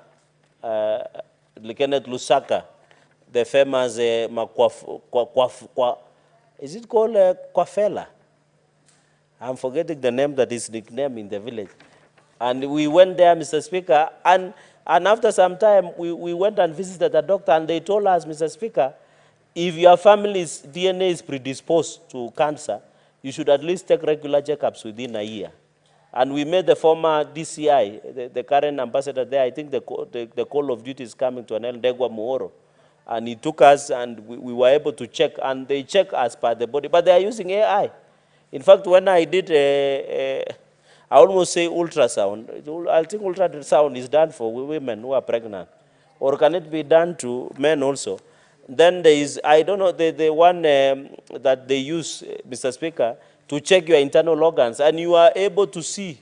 You can decide to have your rest of the lower part to be paralyzed or the upper part, or you can go into anesthesia, or you watch how your body organs look like, and you can see from the screen when you are in the hospital, Mr. Speaker. I think that is the future, Mr. Speaker. Even myself, when I had operation of ACL, after we were elected with your father in the first session, Senator Haji Senior, you know, Mr. Speaker, I had your colleague speaker referring me to junior in this house. If I served to your dad, I'm a very senior person in the ranking member of this house, Mr. Speaker. And at that time, Mr. Speaker, you should note that, Mr. Speaker. And I'm now currently serving with you, and God has been faithful.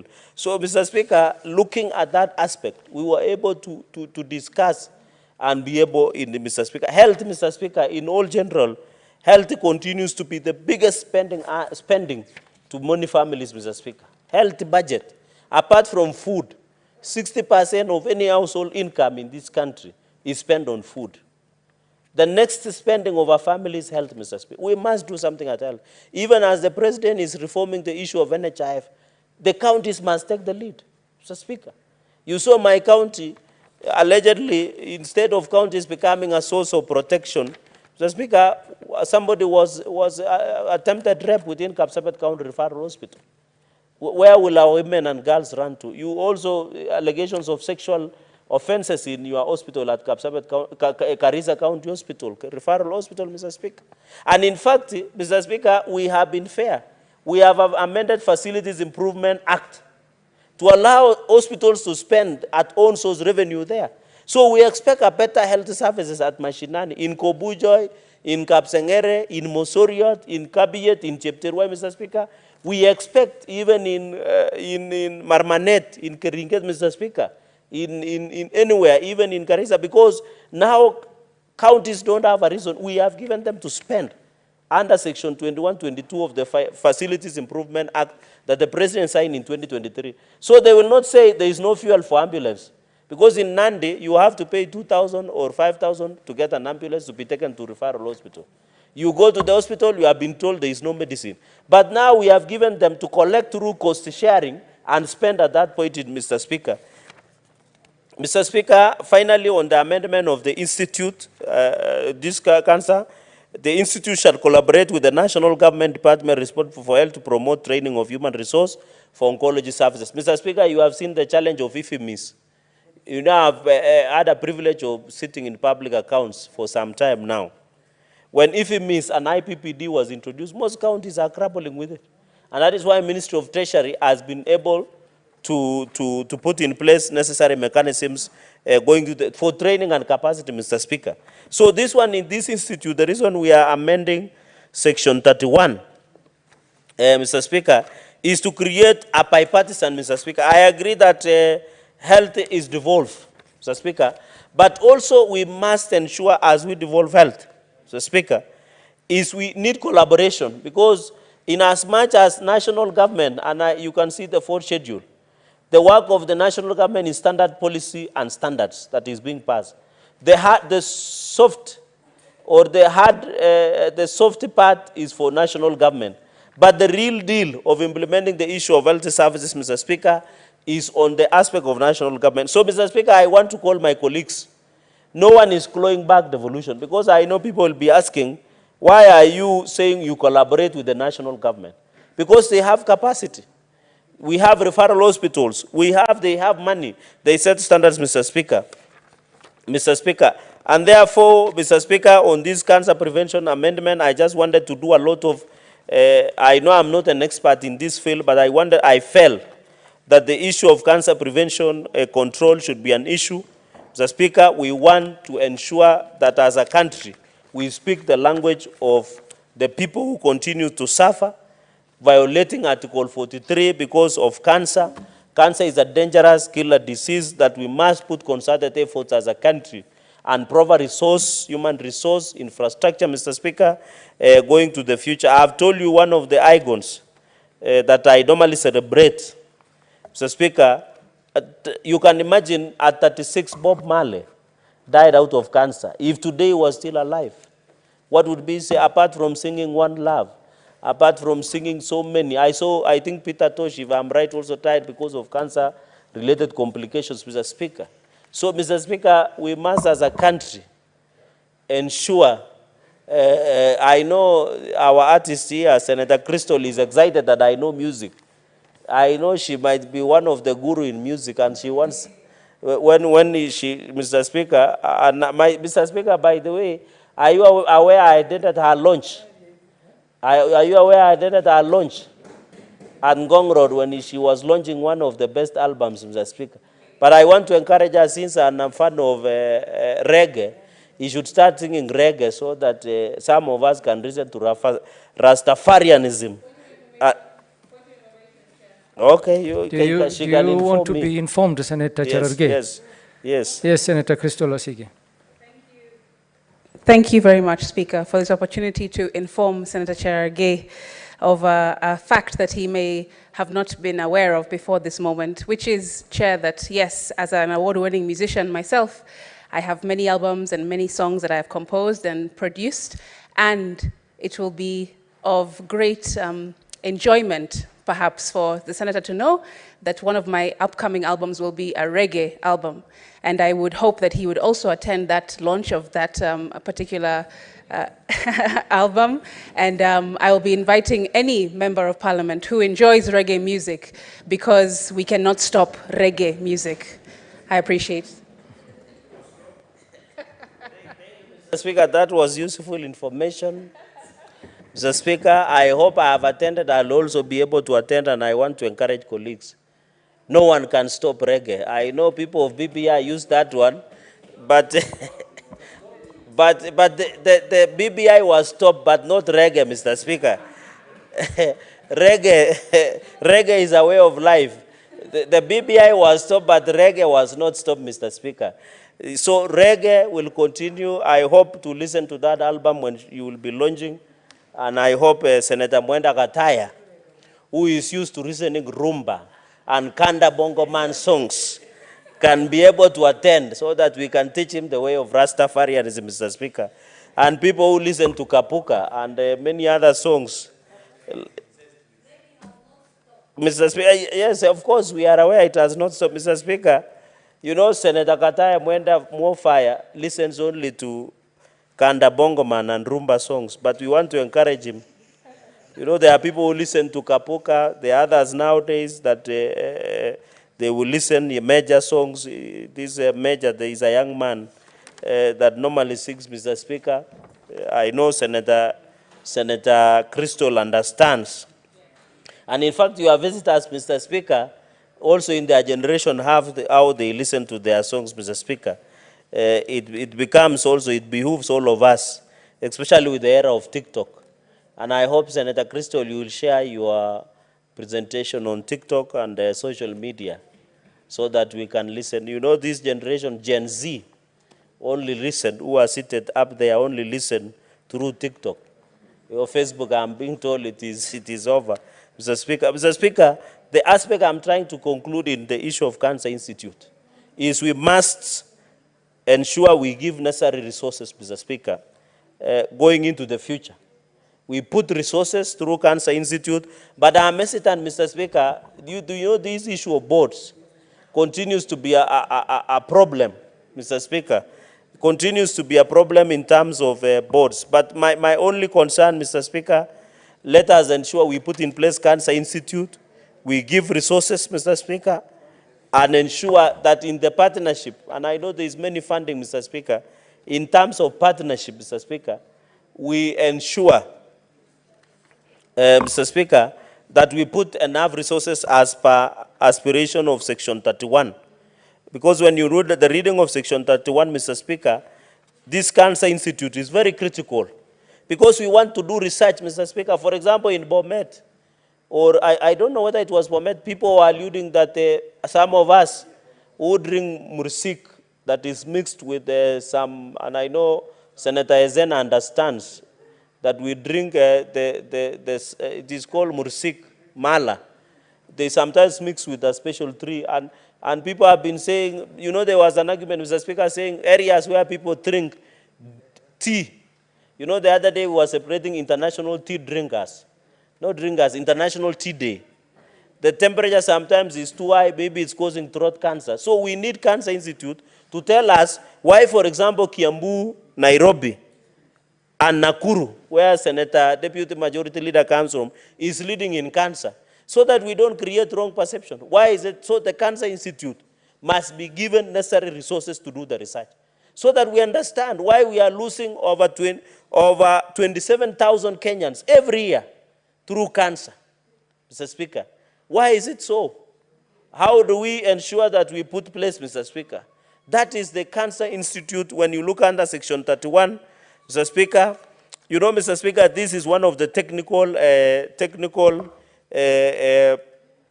Mr. Speaker, technical subject. So we must put more resources to cancer. And I want to challenge, Mr. Speaker, National Assembly, as they appropriate budget for ministries. The reason, Mr. Speaker, and I want to say this passionately, the reason Senate today wants 415 billion to be added to counties, against 390-something that was proposed National Assembly, is to have enough resources to fight cancer in our villages, Mr. Speaker. Our people are painfully suffering. Yet out of 4.2 trillion Kenya shillings, only we are requesting for 415 billion to go to counties to assist in the provision of healthcare in this republic. Mr. Speaker, I want to challenge, and I'm happy, I have seen a number of mediation committee members, that they should not move an inch, but ensure that 415 billion is in place, Mr. Speaker. That is what I wanted to move and ensure that we agree, Mr. Speaker, that as a Senate, the reason we are pushing more resources is to ensure that we put in place the necessary health, Mr. Speaker.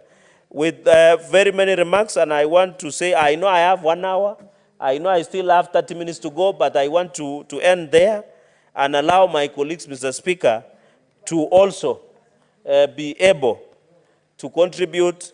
This is, I expect all senators, and I'll be patient to listen, on the issue of cancer prevention. Mr. Speaker, the issue of cancer is a serious problem. When you go to Kisii, where Senator Gloria Orwoba comes from, I can assure you Senator Gloria Orwoba might be in 50 WhatsApp groups fundraising for cancer pensions or any other. So, Speaker, with those very many remarks, allow me to invite the Vice Chairperson of Senate Finance and Budget Committee and Nairobi delegation, Senator Tabitha Mutinda. I know there were many Tabitas, but the one and only Senator Tabitha Mutinda to second. I thank you, Mr. Speaker. Senate, what's your point of order, Gloria? Mr. Speaker, Standing Order 1, I just want to pass information, Mr. Speaker. This is a very important bill, and we probably are supporting it, Mr. Speaker, but we have highlighted the issue of our order paper, always prioritizing bills from the National Assembly, when the senators who are sitting here have so many bills that are pending and that are being queued, Mr. Speaker. I have raised this issue with the Senate Business Committee, and Mr. Speaker, it is very demoralizing that we come here as senators and we are just running business from National Assembly, Mr. Speaker. So even as we debate this, and hence the reason why you can see the lethargy in the House, it is not that we don't support the content of the issue of the bill. It is just that the senators in the House have got so much pending business. I know that our senator here, our Matangi, he has had a motion that has been pending for over 3 weeks that has not even been put in the order paper, Mr. Speaker. So I just want to urge the Senate Business Committee to consider that this is the upper house, the Senate itself and the senators have got business that we would like prioritized, Mr. Speaker, on the order paper. Myself, this is Menstrual Hygiene Month. We are celebrating May 28th, Menstrual Hygiene Day, next week on Tuesday. My bill has been sitting in the National Assembly for 1 year, pending concurrence, Mr. Speaker. Yet in this House, we are prioritizing the National Assembly business, Mr. Speaker. I just want to put it out that it is not that we don't support this, but it is disappointing for members, and hence even when we were trying to tell Cherargei to cut short his comments, it's because it is a bill that we would like to discuss after we have prioritized our bills in the Senate, Mr. Speaker. Thank you.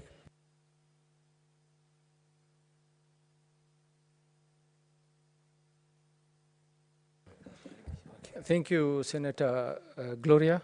I think we have members from SPC here, Senator Tabitha being majority leader, and Senator Tabitha Mutinda being also in the SPC. So we will leave that matter to SPC, and they will provide information to the Speaker, who should give a ruling on your point of order, Senator Gloria. Thank you. Before this motion is seconded, I have a message from the Chair.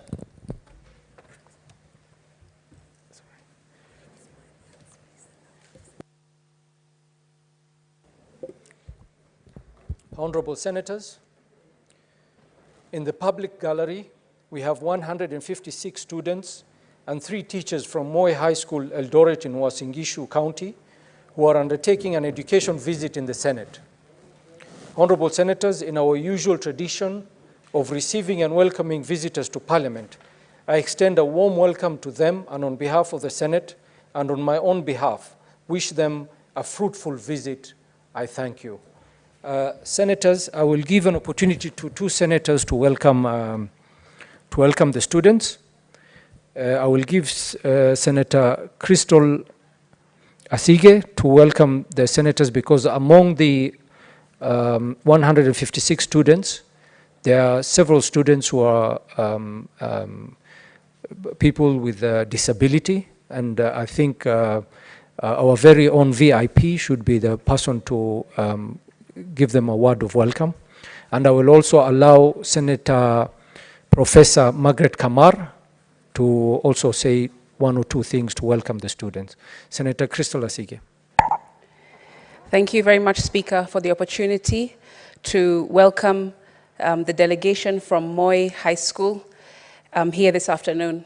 I, of course, understand what it is like to be a young student with dreams and ambitions moving forward.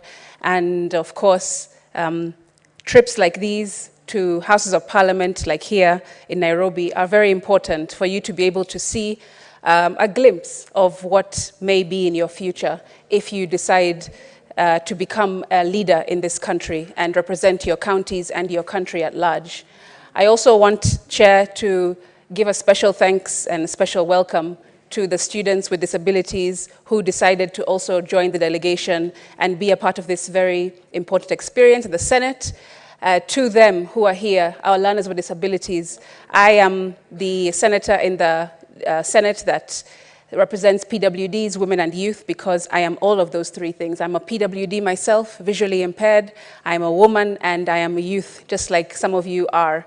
And I just wanted to inform them that I have several bills with you in mind specifically so that your futures can be ensured as inclusive and as equitable as possible, so that you don't have to struggle like I had to struggle when I was a learner at your age in Mombasa County, trying to, fight discrimination and stereotypes and non-inclusive environments so that I can at least get an education and come to this place where I am today. I have the PWD bill, which I am sponsoring. I have the Learners with Disabilities bill, which I am sponsoring with my colleague behind me, Senator Kamar, and the Kenyan Sign Language bill as well that I'm sponsoring. And I hope you will be able to engage with those bills, even though they might be a little bit complicated with the language, but your teachers will definitely support you in trying to understand what they will do for you in future once passed by the executive. So I thank you again. Welcome to the Senate, and remember, especially to the PWDs in the group, that this mountain has been given to you so that you can show others that it can be moved. So feel encouraged and pursue your education with everything that you have, because you never know what is in the future. I thank you. Thank you, Senator. Senator Professor Kamar. Thank you, Mr. Speaker, for giving me the opportunity to welcome the girls from Eldoret. Mr. Speaker, I'm an old girl of Moi Girls Eldoret. I was in Moi Girls when it was Highlands. That was 1977, 78, before their mothers were born. And I want to encourage them that the sky is not the limit when it comes to education. I want to congratulate them first for getting the opportunity to go to that wonderful school. I have interacted with your teachers, and I know that you are set for higher grounds. Moi Girls, like the Highlands, which was before, has produced leaders, it has produced professionals of all kinds. So you have the opportunity to be anything that you want to be because of the way that school has been designed. You have a swimming pool for relaxation, but more than anything, you have wonderful houses. I was in Sergoit myself, and I want to encourage you to use every minute that you are in school.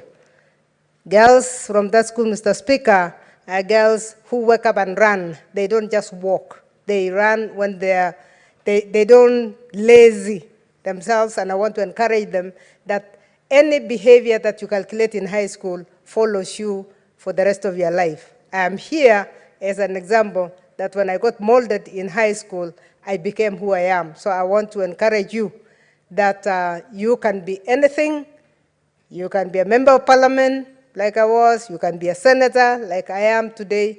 You can be a minister like I was. So you have everything Those of us who are alumni of that school are proud, and we want to encourage you and your teachers to push on, and you have what it takes to be the best. Thank you for coming, and thank you, Mr. Speaker. I welcome them on behalf of my colleagues. Thank you. Thank you, Senator Professor Kamar. Seconder, you can move.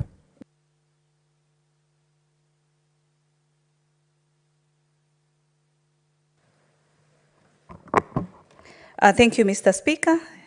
And let me start by putting myself on record that I do rise to second this particular bill, the Cancer Prevention and Control Amendment Bill that is being co-sponsored by Senator Cherargei, yes, from the National Assembly. And before I proceed further, Mr. Speaker, let me acknowledge and state that the sentiments that have been mentioned in terms of prioritization of Senate bills, I agree with it. It's very important. But it's also good to note, a case like yesterday, you as a speaker, you were seated on your seat there, and with the help of those the clerks here, you had to amend the order paper because almost 3 bills, if I remember correctly, had to be skipped because the owners were not present. And I think actually today, I've seen also you stated before this House that you have to rearrange, the order paper. So I'd also want to urge colleagues, in the event that prioritization of our bills on the order paper, also let us make an effort to be able to ensure we remove them from the order paper by ensuring that we are on the floor and try to discuss them. I support the element that Senate bills should be prioritized, Mr. Speaker. Mr. Speaker, embarking on the amendment that talks about the e-health as far as the cancer prevention is concerned, Mr. Speaker, there are 2 keywords that come aboard, that is prevention and control. Like a medical student, Mr. Speaker, I did my first practice, medical industry was pharmacy. I have dispensed, and I'm still in a position to continue to dispense and prescribe and read a prescription, Mr. Speaker. I pride in having interacted with patients and having had the opportunity to be able to offer my medical services at that particular level. And when we talk about prevention and control, it's very, very key, because at the dispensing level of a prescription, it is at a point now that you're doing a treatment. But if a prevention had been done probably earlier, then maybe a patient does not need to get to the level of that particular treatment at that particular time. Focusing on the issue of the e-health, it brings about the digital aspect. Mr. Speaker, as a digital ambassador of ICDL in this country, I advocate for digital services, digital transformations, an ideology that also the Kenya Kwanza government supports, and it's in one of our priority manifestos. Through the CS Owalo in the Ministry of ICT, we've also been able to see quite a number of improvements of the digital services, from about 300 government services to about over 15,000 government services on the e-platform, Mr. Speaker, which is a great stride and a great improvement. And so when it comes to the issue of the medical industry, it is also a very key aspect that all hospitals should be able to adapt, both public and also private.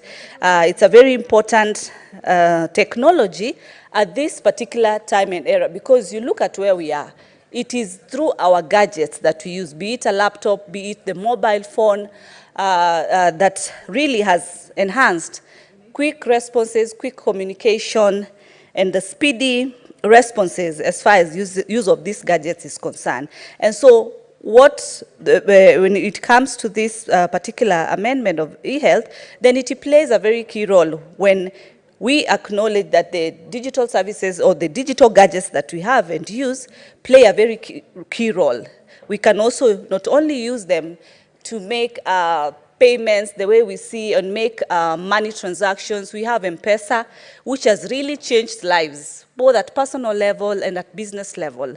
M-Pesa has come and transformed the money industry. It's a paperless money industry, Mr. Speaker, which has helped families, business people to be able to save a lot of time.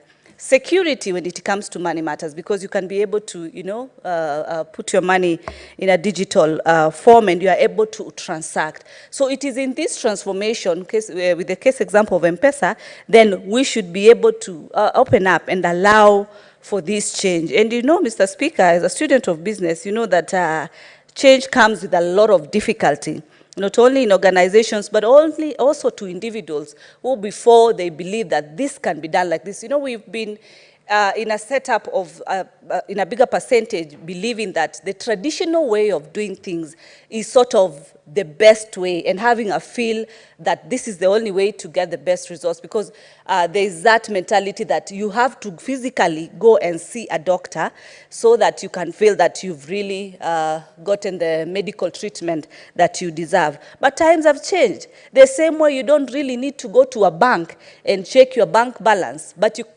you can use your phone with the many digital platforms that we have on banking and be able to check your balance. You can be able to make bank transfers. The same way you can be able to liaise and communicate to a doctor or a medical practitioner to be able to indicate your illness, and you can be able to get guidance actually on time. And this brings about the title of the bill, which talks about prevention.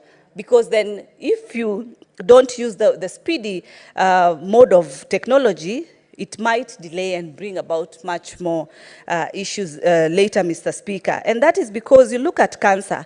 Cancer, Mr. Speaker, comes in different stages. There's stage 1, there's stage 2, stage 3, and stage 3 and 4, which are very, very critical, and they're said to be the stages that you're almost at your final stages. But if you are able to note the issue of cancer at an early stage, then it becomes easier to be able to get medication at an early time. Or even if you've not really have the cancer cells, but at least you can be able to know, then how do I prevent in the event that you have symptoms that are sort of leading or showing that this could be the case. And if it's not the case, then you're in a position to be well advised medically on how to prevent this particular disease, Mr. Speaker. So in matters of technology and e-health, as far as technology of ICT is concerned, is very critical. And I want to urge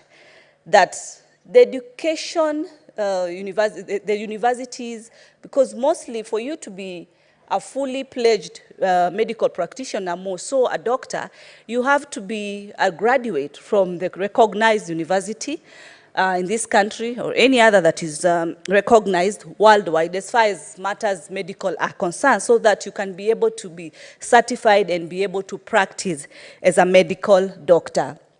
It's at this point, with the discussion of the e-health, it's very important that doctors at this particular time not only concentrate with the theory part of it and the practical part of it, but also start doing the studies of ICT. And one of the easiest and one of the things, of course, I champion is certification of ICDL. ICDL is an internationally recognized certificate that as you pursue your doctorate degree, you can be able to acquire. And this actually should be mandatory during the studies of medical studies, all sectors, be it you're doing even a lab technician, you're doing pharmacy, nursing, all that range, nutritionist, all that range within the medical industry, then having certification of to be certified as an ICT knowledgeable person, both the knowledge and the practicability of it is very important, Mr. Speaker, because we cannot achieve e-health if then we do not have doctors or medical practitioners who do not even understand the basics of an ICT gadget, the basics of how to use the technology, the basics, Mr. Speaker, on how to use the different apps that are available, be it for logging in to be able to communicate with your doctor as far as a consultation is concerned, be it being able to access your prescription, being able to access a pharmaceutical or a chemist to be able to be dispensed and get the same drugs, Mr. Speaker.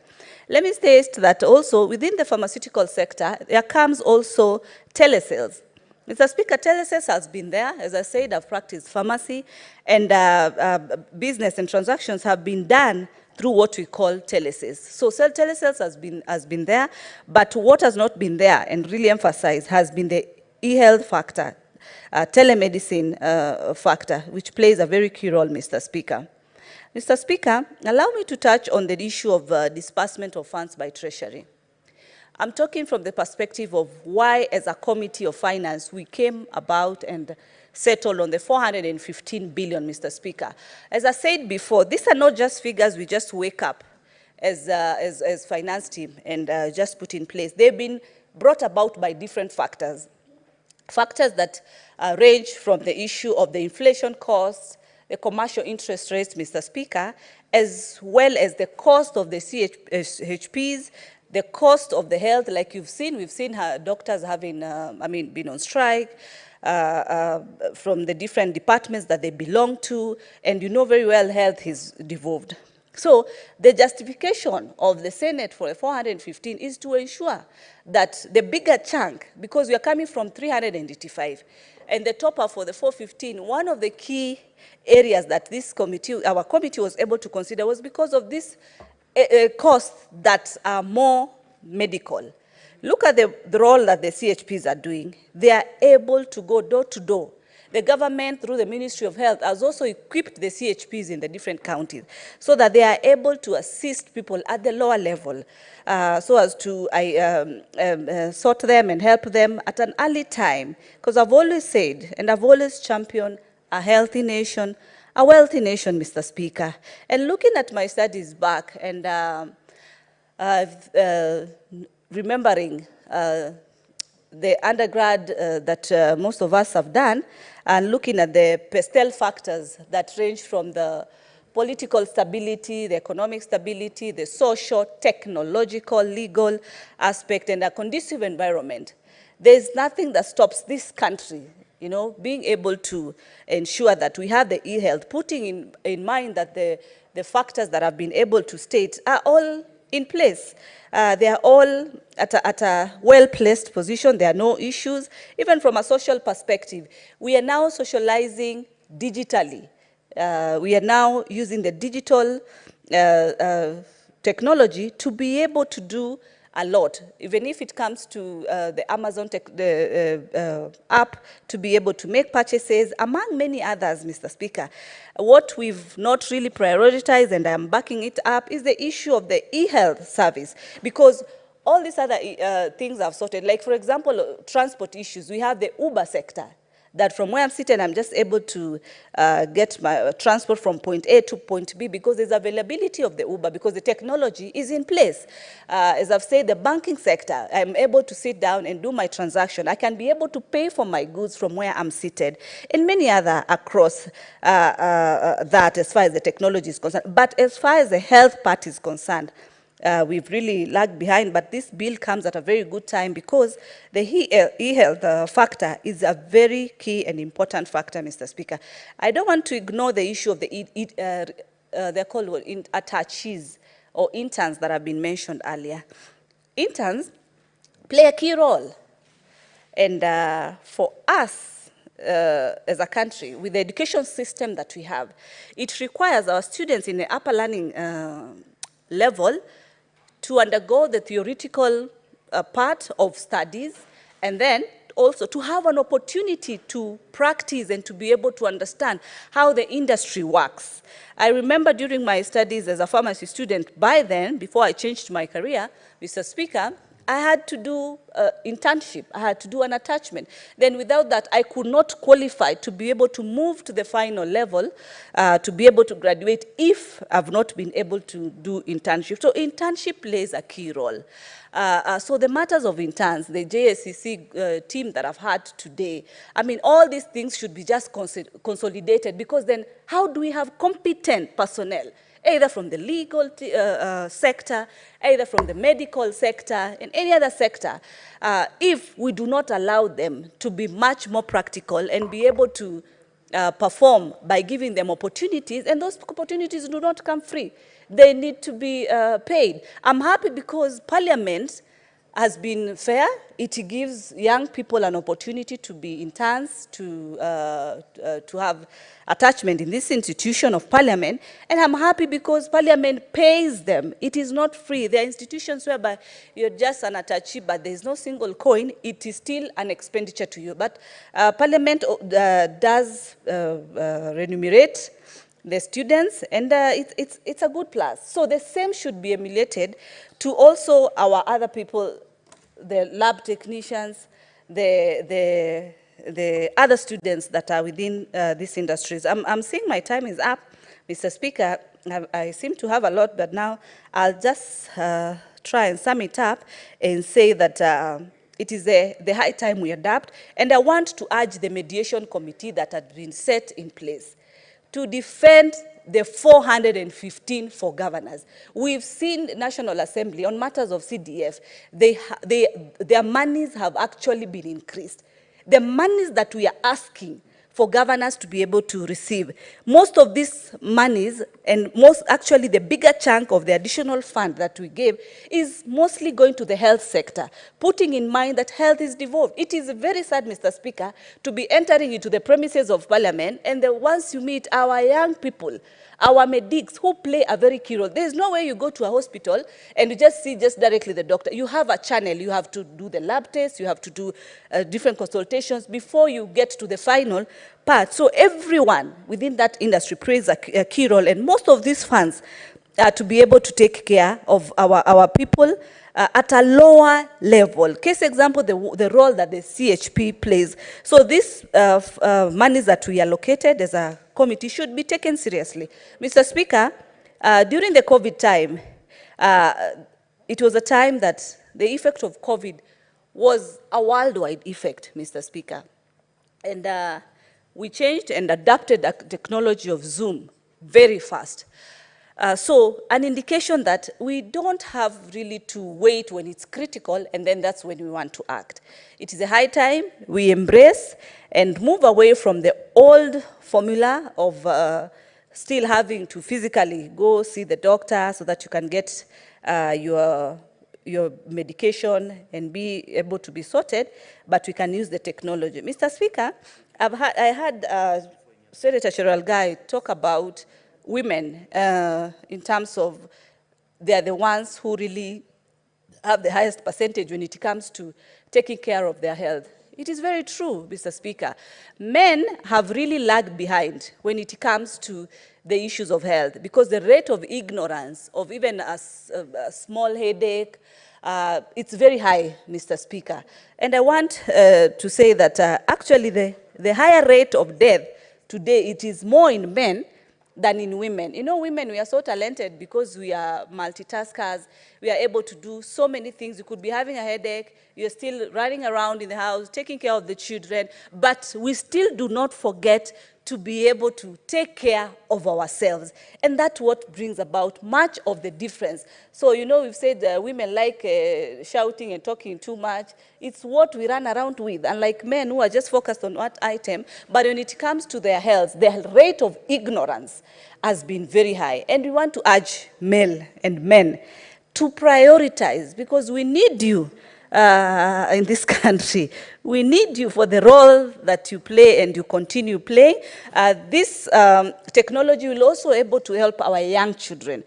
Cancer had been known to affect mostly the a bit elderly people But nowadays, even young children as less than 1 year, our young kids are getting this particular disease. But the earlier we embark on these new technologies, then the better for us to be able to have a healthy nation, a wealthy nation. Thank you, Mr. Speaker. I do second.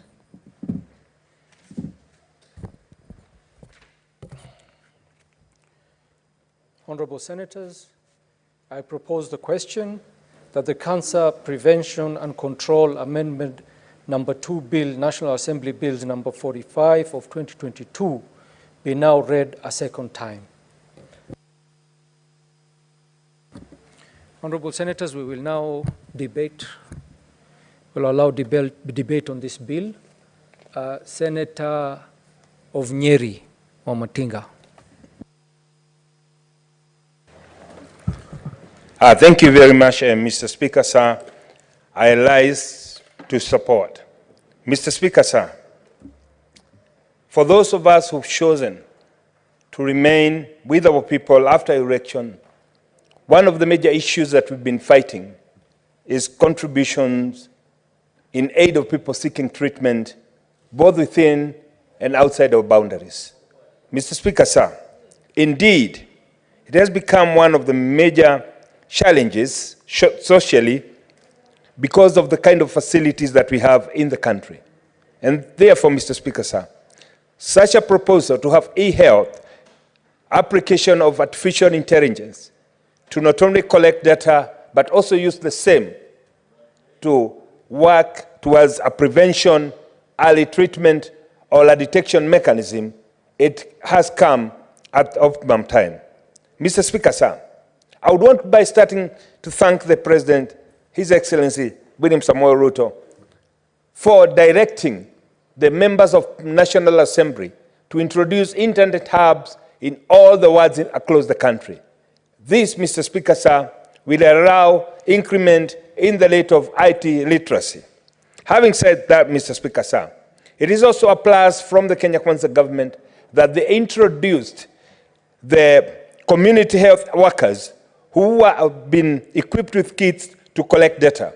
Mr. Speaker, sir, we know early detection of cancer can save life. We know that when cancer detected at the early age, it is curable. However, Mr. Speaker, sir, we know that one of the sectors that have been affected by limitations of resources, Mr. Speaker, is lack of allocation in the health sector. Mr. Speaker, sir, almost in all 47 counties, there is a uniform cry about the standard of our health systems, our health facilities, and indeed, the improvement, the availability of technology that will enable us to detect and to cure or treat cancer. As a result, Mr. Speaker, sir, we are conducting various fundraising to take our patients to India, South Africa, to those who can afford it to London and USA. It is a high time, Mr. Speaker, sir, as we move towards the Social Health Insurance Fund, that we ensure that health becomes affordable to every Kenyan. This cannot be done, Mr. Speaker, without trying to create an interface, without trying to create a leverage with the modern technology that's available across other countries and across other platforms. Therefore, Mr. Speaker, sir, introduction of e-health will give us an opportunity to be able to leverage the available technology, to leverage the available data related to family for those which are genetically diseases that are in the families. Mr. Speaker, sir, allow me also to note that application of artificial intelligence in not only the health sector, but also in electricity, in water, will ensure that we do a most needed thing towards achieving economies of scale. It will also allow us, Mr. Speaker, sir, to share technologies across platform. It will also allow us, Mr. Speaker, to be able to use expertise that is available in other parts of the world. This, Mr. Speaker, sir, will ensure that our cost services, our health services becomes affordable, and most importantly, Mr. Speaker, that we have the appropriate application of technology that will be geared towards improving the livelihood of Kenyans. Having said that, Mr. Speaker, it is also very, very important that we note health being a devolved function, that we as senators continue fighting for the allocation of the 415 billion as proposed, so that as we develop the platforms to be applied by the county governments and the national government, we can also allow easy data interchange between counties. Mr. Speaker, sir, we know most of the facilities, especially the referral facilities, are used by different counties and different communities. Therefore, Mr. Speaker, having easily accessible data about the patients who come to this hospital will ensure that they get the best services. And it has been reported previously, Mr. Speaker, that people have been misdiagnosed. We know that even amputations have been conducted longly, Mr. Speaker, largely because of lack of information. Using e-platform, Mr. Speaker, sir, there is a possibility that you can use a doctor in India to conduct an operation using technology that's used in UK. This, Mr. Speaker, sir, will ensure that we get maximum benefit of our health services while ensuring that the cost benefit is also ascertained. Mr. Speaker, sir, we know that this country is one of the many countries in Africa that's suffering from low technology. Therefore, Mr. Speaker, application of e-health will ensure that transferability, mobility, and indeed application of e-services through artificial intelligence will be enhanced, and therefore our people will enjoy more and more advanced services from our hospitals. Mr. Speaker, sir, we know that Kenya has produced some of the best doctors. Most of them, Mr. Speaker, they end up after their studies and work experience going to foreign countries to work there. This brain drain, Mr. Speaker, sir, can only be stopped if we compensate them appropriately, and that cannot happen, Mr. Speaker, sir, so long as we do not have the right technology that will ensure that our people get the right services. Mr. Speaker, sir, as I wind up so that I can give my colleagues also a chance to contribute, it is important to note that the success of devolution cannot be ascertained, cannot be fulfilled, cannot be met unless we ensure that service and services in health delivery are efficient. Mr. Speaker, sir, we can leverage these from lessons learned, and we do not need to rediscover the wheel. We know that most of the Western countries, especially India, have specialized in medical tourism. We can make Kenya a medical destination by ensuring that we have the right technologies, and this can be leveraged by using artificial intelligence. I would want, Mr. Speaker, sir, as I sit down, to commend Jomo Kenyatta University Hospital, because in a short span of time, we've seen them apply and employ technologies that have reduced the number of Kenyans seeking treatment abroad. What we need to do, Mr. Speaker, sir, we need now to bridge the gap between those people going there at stage 3 and 4 of the cancer, and ensure that we get early discovery by ensuring that we have not only information from family tree, but we have also put technologies in place so that we can ensure that testing is done at the appropriate time, so that we can arrest cases that would otherwise be fatal. Mr. Speaker, sir, I think it is the duty of every senator to support this, because health being a devolved function, we know that it will ensure that we give better services to our people, and that being the case, save a lot of money in terms of money that we are paying in foreign hospitals by taking our patients down there, and ensuring that the country also earns more resources by ensuring that we get the neighboring countries to come enjoy health services that will apply the appropriate technology, and that is the artificial intelligence. Mr. Speaker, sir, I support. Senator Gloria Orwoba.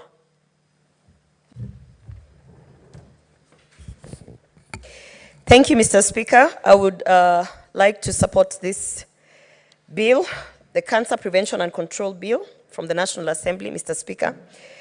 Mr. Speaker, my submissions are from a personal experience, Mr. Speaker. In 2022, just right before we were conducting party primaries, my father passed away from cancer, Mr. Speaker. And it was very shocking, because just maybe 4 weeks before that is when we had gotten the right diagnosis of the cancer. Actually, just to be told that it was cancer, Mr. Speaker. Before that, we had gone to different, because it was, he was diabetic, he had, and also he was an elderly citizen. So we had gone to many hospitals just to get the right diagnosis, Mr. Speaker. And eventually when we were told that it's cancer, but they were not quite sure which cancer, and so they wanted his body to, we were told you need to put him on a diet so that he can be able to gain back the strength, so that he can be able, so that when they do the proper diagnosis, they'd be able to know which particular cancer it was, Mr. Speaker. But we didn't even get to that point, because I think 3.5 or 4 weeks after the diagnosis, it was a time when also there was COVID, and at that time we're not quite sure. If you'd get sick, they would say, okay, maybe it's COVID before we are sure, and you isolate. So there was that period. And Mr. Speaker, unfortunately, when we were trying to get to the bottom of which cancer or how we were going to approach the treatment, he passed on, Mr. Speaker. But two things were very clear to begin with. One, even to get the proper diagnosis in Kenya of which cancer, it takes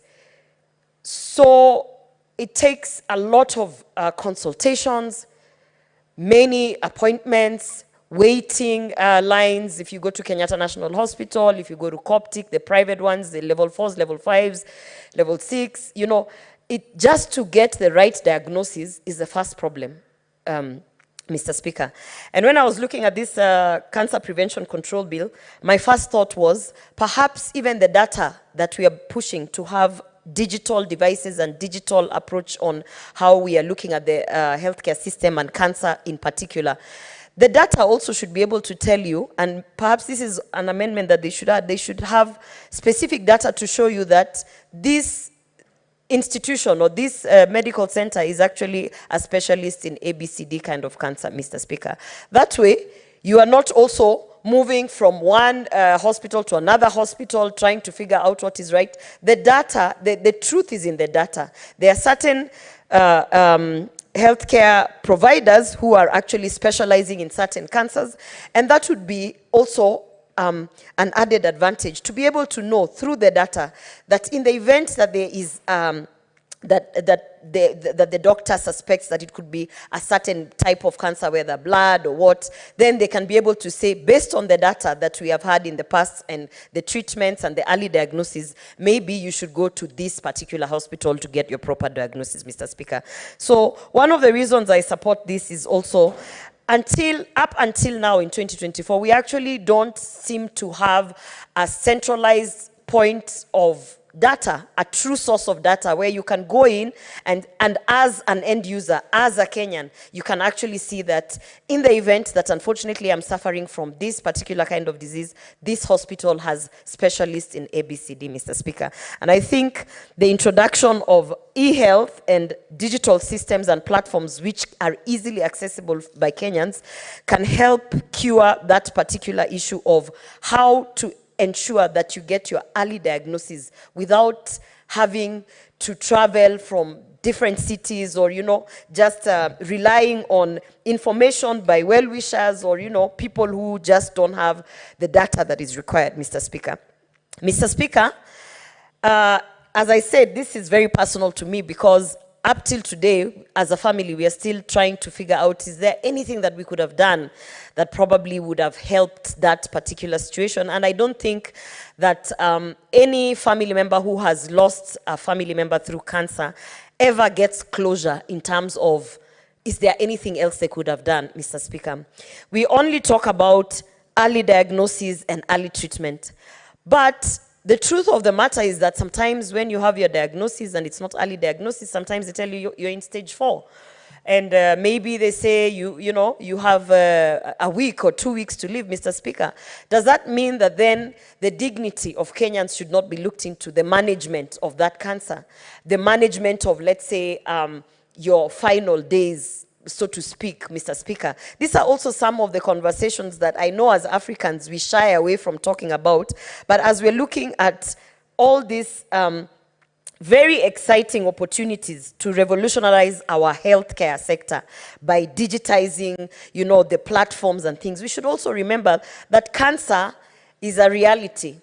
We have cancer survivors, we have people who are living with cancer for many years, and so the issue of managing the symptoms or whichever state or situation that you should also be factored in such a way that when the data is being collected or when the data or the platforms is being given, it should also offer that opportunity so that you can understand that if in the event, because some people also choose not to go for treatment, is there an option to go to a specific healthcare facility to actually get, quality of life as you prepare to go to meet your maker, Mr. Speaker.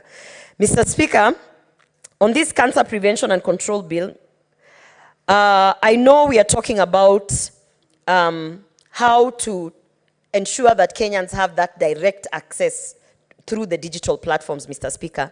But I cannot highlight, I have to highlight the fact that our community health promoters, who, as you know, the Kenya Kwanza government has actually facilitated and empowered with digital devices which have specific applications where they can actually be able to manage the communities. Every community health promoter gets about, I think, 20 families that they are dealing with, and they are able to do, routine calls. They are able to, even without them being called by that specific family or member who's on that platform, they're able to just go and check up and say, okay, today we have, we're doing high blood pressure tests and things like that.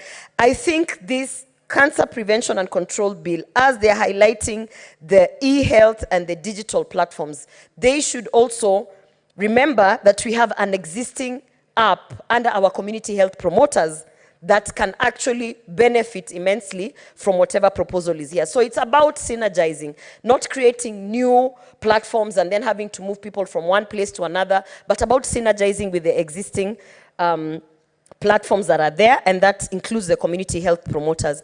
Mr. Speaker, in 2024, and especially in Kenya, for those of us who have lived abroad, we know the advantage of being in this country, Mr. Speaker. That's why we came back. One of the advantages is that Kenya is actually very, very advanced in terms of e-commerce, Mr. Speaker. It is probably only in Kenya where you can order anything online that can be delivered to your house, Mr. Speaker. I know many people don't know this, but most of these platforms and e-commerce activities that we have the privilege to access do not even exist in countries like Denmark and Sweden, Mr. Speaker. Mr. Speaker, in 2024, Kenya is probably one of the first countries in Africa where you can go on a platform such as MyDawa and order for painkillers or whatever other, medicines that you would like to have, Mr. Speaker. This is something that we don't celebrate enough. In fact, to an extent that when we are talking about the Cancer Prevention and Control Bill, and in terms of telemedicine, Mr. Speaker, I doubt that many people are aware that telemedicine is actually already happening. It's just that maybe we have not regularized it, we have not put a legal framework, but we have platforms such as Uber, which have so many pharmacies that are listed on, and not only that, in other platforms, they even have doctors who are giving WhatsApp services in terms of not really diagnosis, but if you are seeking some consultation on maybe a long-term illness or management of, situations such as diabetes and things like that. So, Mr. Speaker, even as we are talking about this, maybe what we need to streamline is how will we bring all these digital platforms and e-health systems and telemedicine proposals into one regulatory authority, Mr. Speaker, because that's what's lacking. Today, if you order medicines from an online platform and by, unfortunately, they are probably expired or they are not, approved by KEBS, you don't know where to start because the platform is legal, but you don't know who to hold accountable in a situation like that, Mr. Speaker.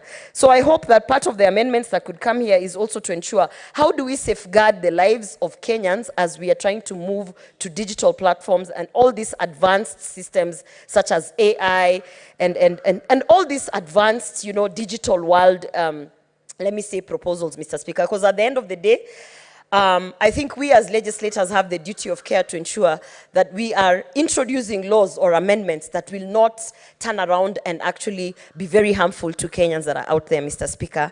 However, having said that, I support this bill. Mr.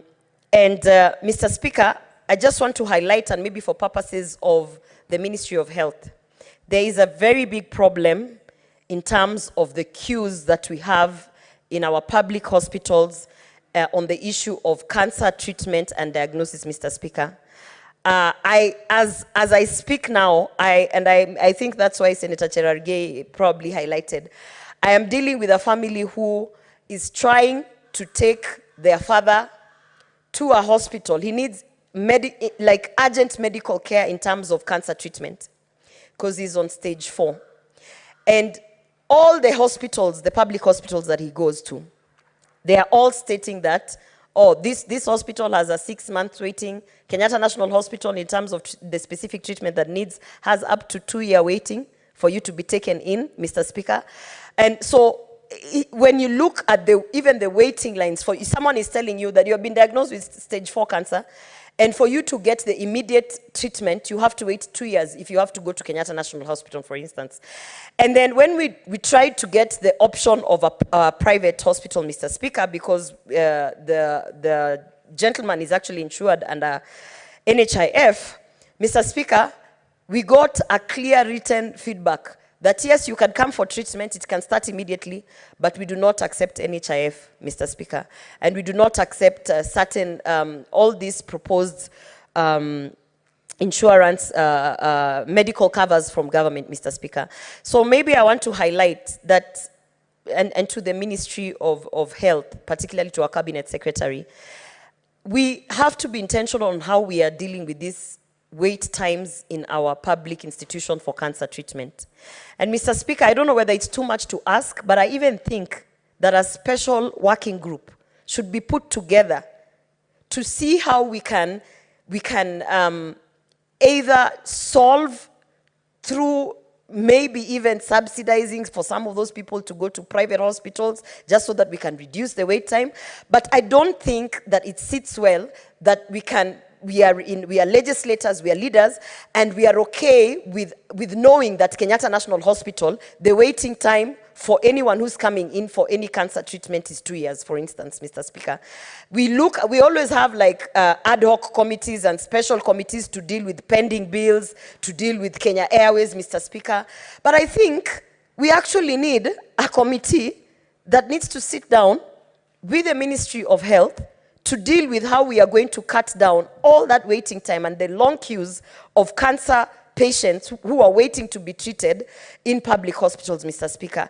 I think, and maybe, and I know that the proper way would be to now bring a statement, or maybe I'll find another channel, but it's something that we need to highlight. It's been going on for years and years, and nobody is actually doing anything about it, Mr. Speaker. Having said that, I want to say that I support this cancer prevention and control bill, and I do hope that this will be the beginning of the end of all the frustration that Kenyans are having to go through just to deal with cancer. Thank you, Mr. Speaker. Senator Mungatana.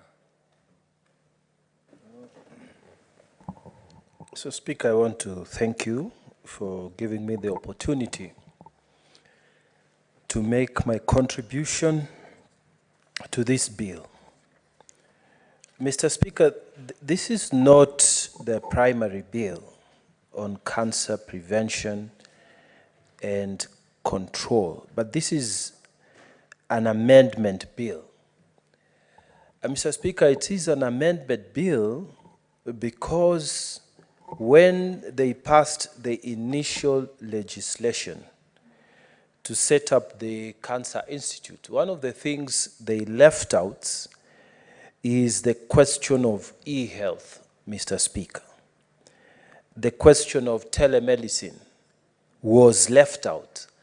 So, Mr. Speaker, the primary purpose of this bill really is to amend Section 5 of the parent bill, and that Section 5 was set up But in reality, this amendment would make sure that the National Cancer Institute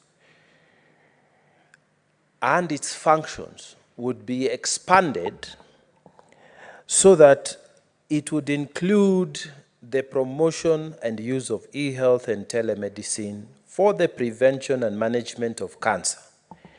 It would include the promotion and management of persons with cancer as a component of primary health care. And it would secure and regulate the use of e-health in cancer management and the provision of cancer diagnosis, treatment, and rehabilitation services and other medical care related to cancer. So, Mr. Speaker, the actual purpose of this amendment is to support the primary cancer law that had already been passed and had not taken care of the use of e-health. Mr. Speaker, every time we hear about cancer, and from my own experience, I would want to state clearly that I would support anybody and anything that would say we're going to fight cancer. Because, Mr. Speaker, cancer took away one of the most important people in my life. Mr. Speaker, when I lost my father, it was a very tough situation for me because I grew up watching this old man, and he was there for us. He was there for me. And in many ways, I failed to live to his expectation. But, Mr. Speaker, that man influenced my life in a way that I would do anything to help him be comfortable.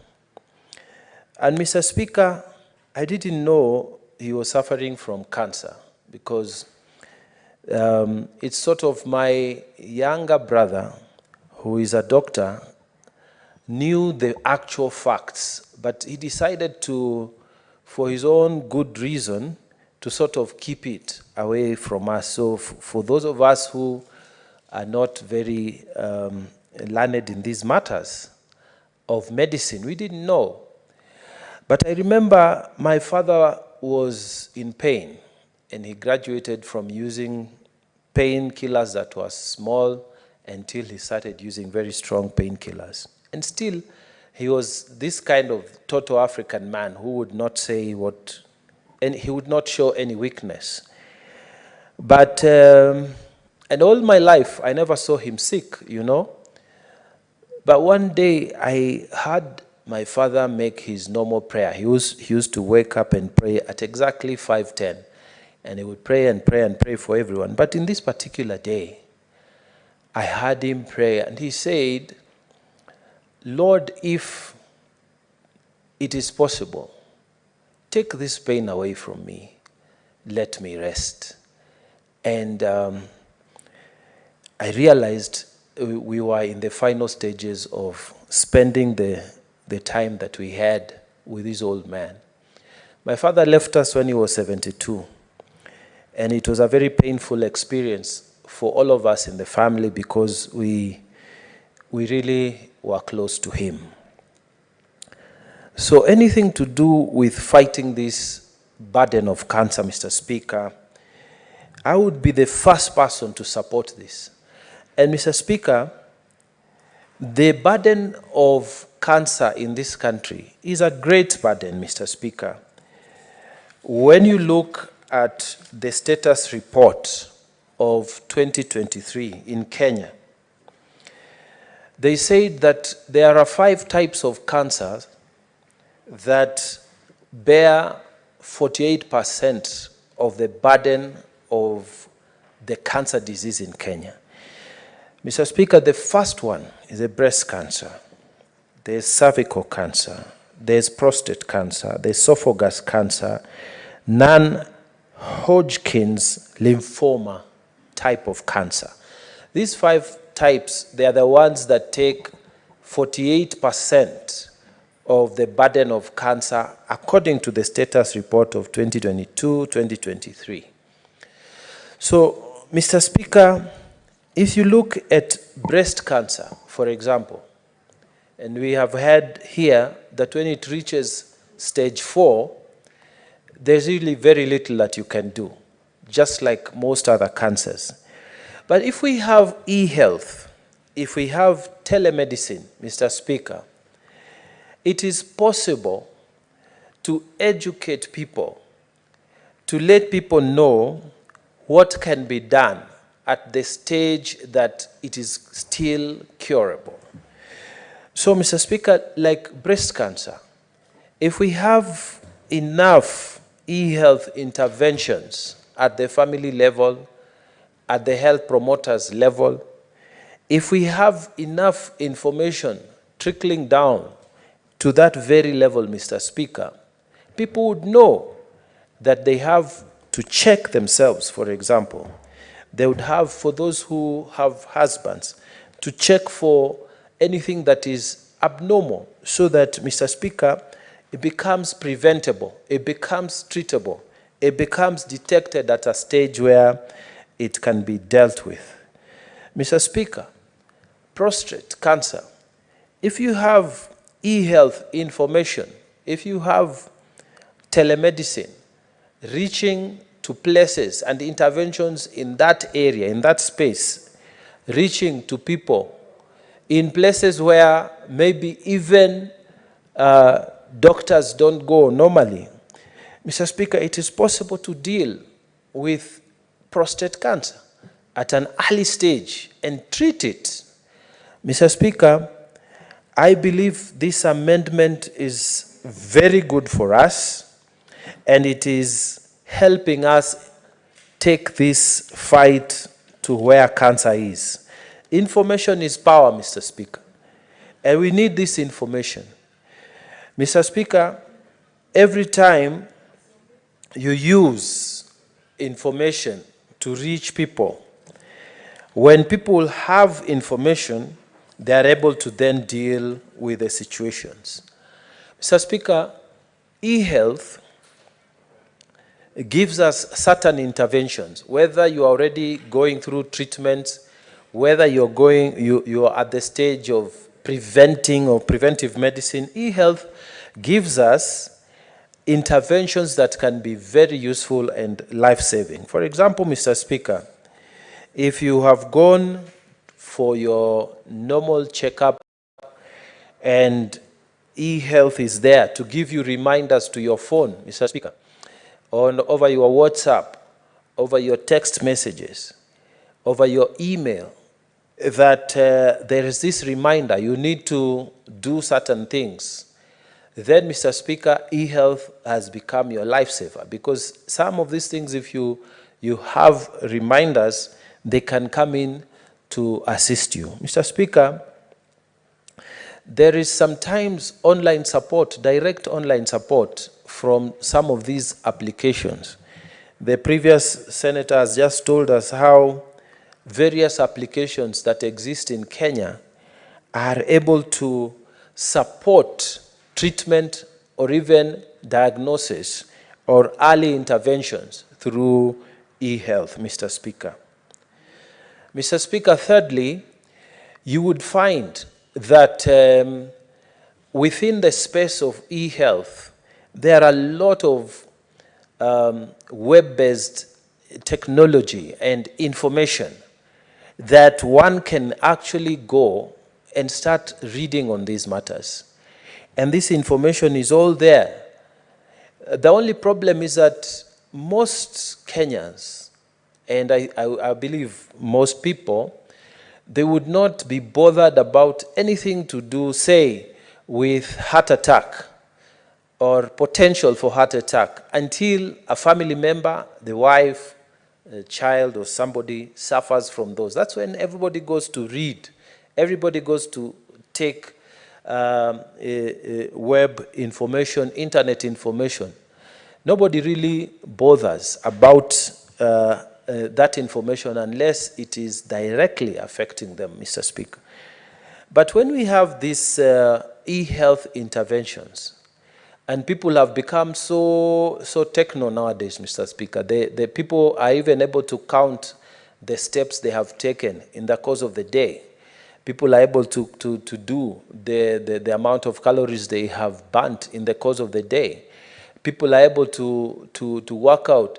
So within that space, if e-health is promoted as this bill, this amendment proposes, Mr. Speaker, we will be able to have the information coming to us where we are, even where we are seated here debating, Mr. Speaker, or somebody teaching in a classroom at the university, or teaching at the primary school, or even himself treating somebody else. Some prompting can come to your own phone, Mr. Speaker, to tell you now it's time, you need to go and do this and that for the sake of your own health, Mr. Speaker. So this bill ought to be supported by the Senate. And it should be given all the support so that we can promote e-health, we can promote e-medicine. Mr. Speaker, before COVID-19 came, we never used to think beyond the traditional methods of treatment. If you are feeling unwell, you would want to go to the doctor. But when COVID came, we realized that in fact, it is possible to treat yourself by just logging into a doctor or actually having a virtual appointment with your doctor. And you don't have to go to him or to her. They can actually give you directions from where you are on how to treat yourself. And Mr. Speaker, it is something that has saved a lot of lives. And it takes time, but eventually we will get there, Mr. Speaker. I know that even here in Nairobi, there are many people who haven't quite gotten into that telemedicine. But Mr. Speaker, we will get there. I know that people would take, even in rural setups, like in my county, they would take those images for x-rays when they were working. Nowadays, they are not really working. But when they used to work, they would take those images and ask somebody to read those images. So you don't have to travel all the way to get an interpretation of the x-ray image. And Mr. Speaker, appropriate treatment is given even from a very far off place. Mr. Speaker, for those of us who are practitioners of the law, you would remember very well, because you are also one of us, Mr. Speaker, that there was a time, if you have a court case in Mombasa or in Kisumu, you are not able to take the brief in Garissa, maybe a golden brief, a well-paying one. You are not able to combine those briefs because you had to travel there physically to go and attend to court. But Mr. Speaker, nowadays, you can be here in Nairobi and you are addressing a judge who is seated in Malindi at the Court of Appeal. And you finish your case, and you can also be addressing a judge in the High Court in Kisumu or the High Court in Nakuru because of intervention of internet. So, Mr. Speaker, in the same manner, it took a long time, like those old guys like ourselves who are used to physical court and still believed that really there's no real court until you go there yourself in person. It took some time, but we adjusted. So the encouragement here is that even Kenyans, it may take some time on this telemedicine. It may take some time on these concepts of e-health, especially in fighting scourges or these animals, big animals and big scourges like cancer. It may take some time, but we will get there because a few people will adapt, especially the younger ones. Then it will grow, it will grow, it will grow, and then finally it will be normal for us to obtain treatment, for us to do consultancies over the phone, for us to depend on our phones for the necessary promptings for the sake of our own good health and well-being. So, Mr. Speaker, we have a lot of reason to say that this amendment is a good amendment, and any person who will be speaking to it, I urge that they support this amendment so that we can have a better way of fighting cancer. Mr. Speaker, we, especially who are coming from the rural counties, you find that specialists, for them to travel all the way to Hola, all the way to Madogo, all the way to Garisen, is a very expensive affair. But a specialist sitting in Nairobi can actually advise a doctor to interpret a situation in Hola referral and be able to administer treatment. And those are the benefits of this telemedicine and e-health that we are trying to support in this bill. And Mr. Speaker, very many cancer patients, we believe, going into the future will benefit from this legislation. And they will not have to be paying so much as it is today, to have to travel all the way from the rural areas to come for diagnosis, to come for specialist advice in the places where they are located, like in Mombasa or in Nairobi County. So, Mr. Speaker, I believe with all my heart that this is a bill and we should support it, and I pray that every person who would speak to it would support. So, Mr. Speaker, I beg to support this amendment. I thank you. Thank you, Senator Mungatana. I now call upon Senator Kibwana Hamida. Thank you, Mr. Speaker. I think Senator Mungatana has taken all my words. But much has been said, Mr. Speaker, on this. And I remember, I have been the crafter of the e-health bill. And when you talk about e-health, of course, I was looking at the same. So I had already focused on the telemedicine and e-health in general. And I had gone for another meeting, Mr. Speaker, but then when I realized that this issue, the cancer prevention and control, is being discussed, I said I must chip in because it has been very dear to me. Me being in the health committee, I brought up these issues. I've lost many members of my family out of cancer. Mr. Speaker, early screening of cancer should be sensitized. Cancer is largely a disease that is inherited. So looking at mapping out of families early enough will prevent this. We have the genomics lab that is near Kenyatta Hospital. Most people don't make use of it. And also Kenyatta Cancer Center. We have it, and I guess they can do early screening. So if you go deeper into our family history, early enough, it will knock out the early stages of cancer, Mr. Speaker. Young people are dying of cancer, Mr. Speaker. The other day, I lost my nephew, who was only 30 years old. He had just gotten married. He was 8 months before his death, unfortunately, and he didn't even have any children. It was really, really sad to see him go through the pain. You can't believe, Mr. Speaker, his pain only lasted for 8 months. That's when we knew that he had cancer. And he passed on, without us getting to understand better when the pain started and how it progressed to his death. Mr. Speaker, there's something called something called Lee-Fromeni syndrome. I learned about it, and I hear this one predisposes people to multiple cancer. 100%.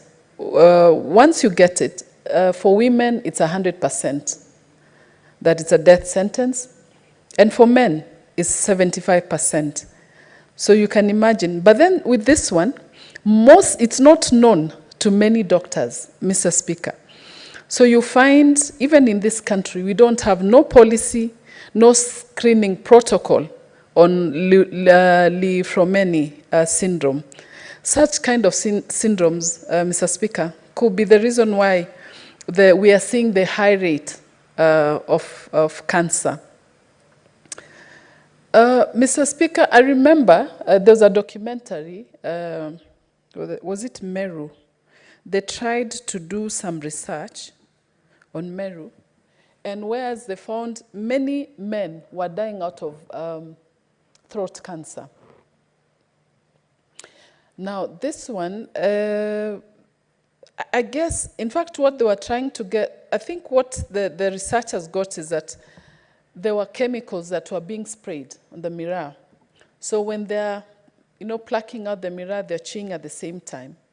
So no cleaning, no nothing of mirror. So you found, a whole area of, in that sector, many men were dying, and all of them were diagnosed with throat cancer. Then nowadays, you even find the chemicals that we use on the hair also does have cancer. I mean, it's a trigger for cancer.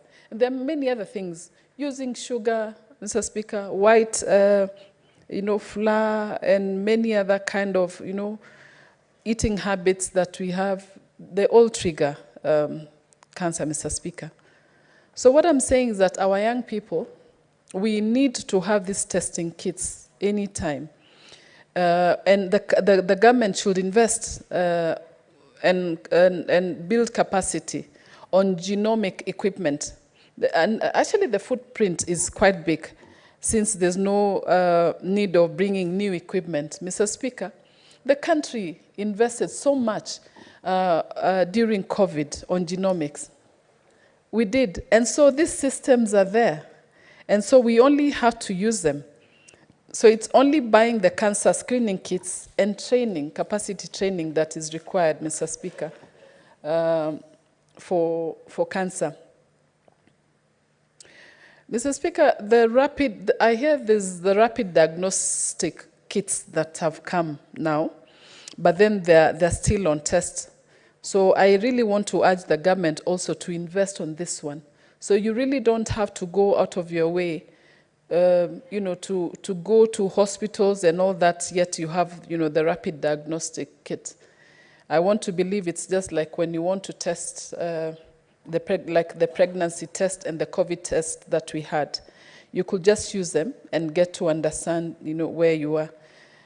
The instruments, Mr. Speaker, that we have in the country, we should use the biomedical and biomedical engineers to operationalize, to install, and to train people on Kenyans. And this actually, it should go across the country.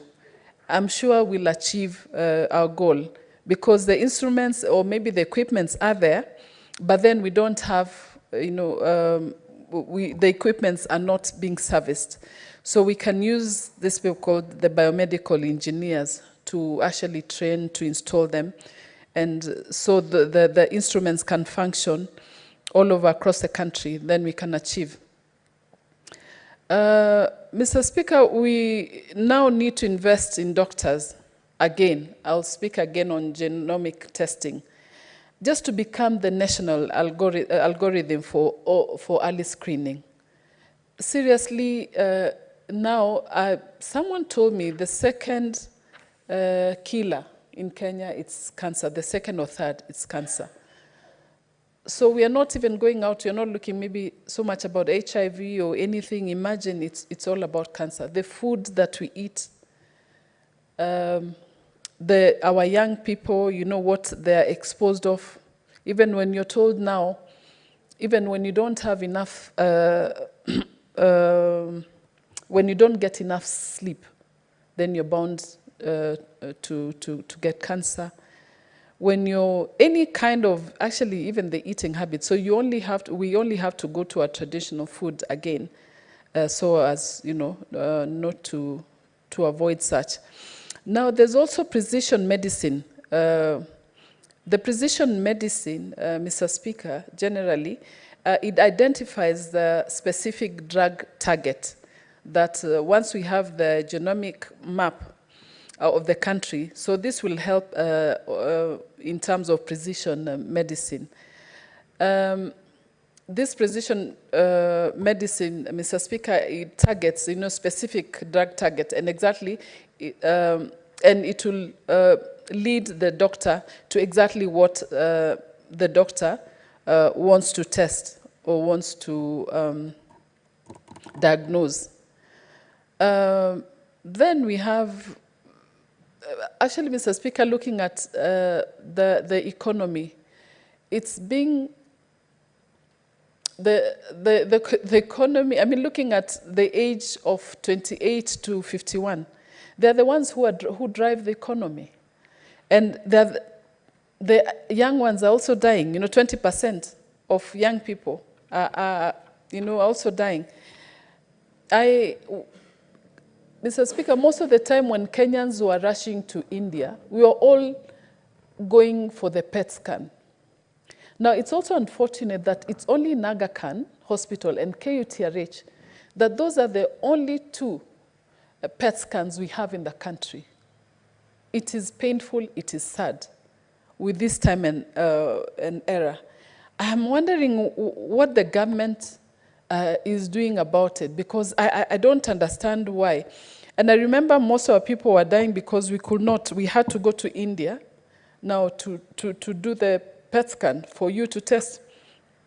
One of my brothers, Mr. Speaker, he was almost 40 years.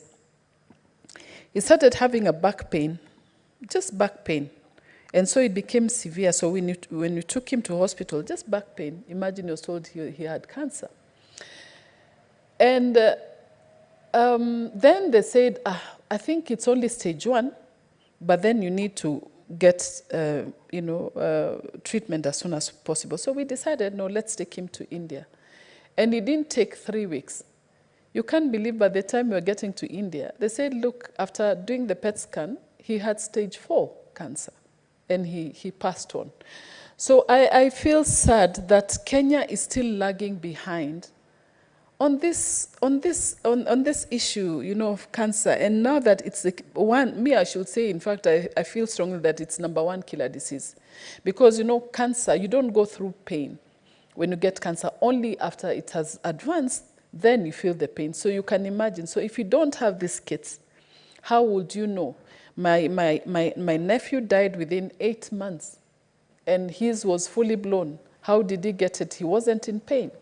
You know, my brother was the same. So I feel strongly, this, of course, and you know, Mr. Speaker, cancer is generic. That's why I'm saying you really need to get into family history and understand, you know, the issues. So once you know that at least the family history has that. Mr. Speaker, in UAE, every 2 years, you are bound to have, I think the government has put it as policy that you have to go through colonoscopy and endoscopy. Now, once you go through that, then there's at least the tests, you know, will bring you, I mean, it is so clear whether you have it or not.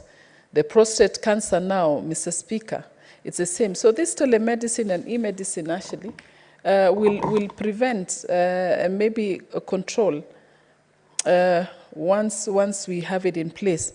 Mr. Speaker, I'll finish by saying The country, the government has to invest on this, Mr. Speaker. Just the way we invested on COVID, then the cancer has to be invested on. We are losing lives, we are losing our children, we are losing our young ones nowadays. But instead of, parents being buried, I mean, it's parents who are burying their own children, maybe through the same cancer and the rest. It's quite painful. I say it again, between 16 and 50 years, looking at the data, have 51% of these cases, yet the most active stage in life and has a direct, economic impact. Mr. Speaker, I urge again, and I really support these amendments, that there's every need that we may have that Cancer Prevention Control Act and amendments in, on telemedicine and regulate the use of e-health. Mr. Speaker, I did this. I had, of course, my own e-health bill, which has been, until now, taken by the government. I take pride on this one. And of course, I have decided it will not, of course, move without putting a fight on amendments, because I realize such amendments are not there on the e-health, which is now the so-called digital health bill. Mr. Speaker, I support this amendment, and I thank you for giving me this time. Thank you, Senator Hamida. Now call Senator Keroche.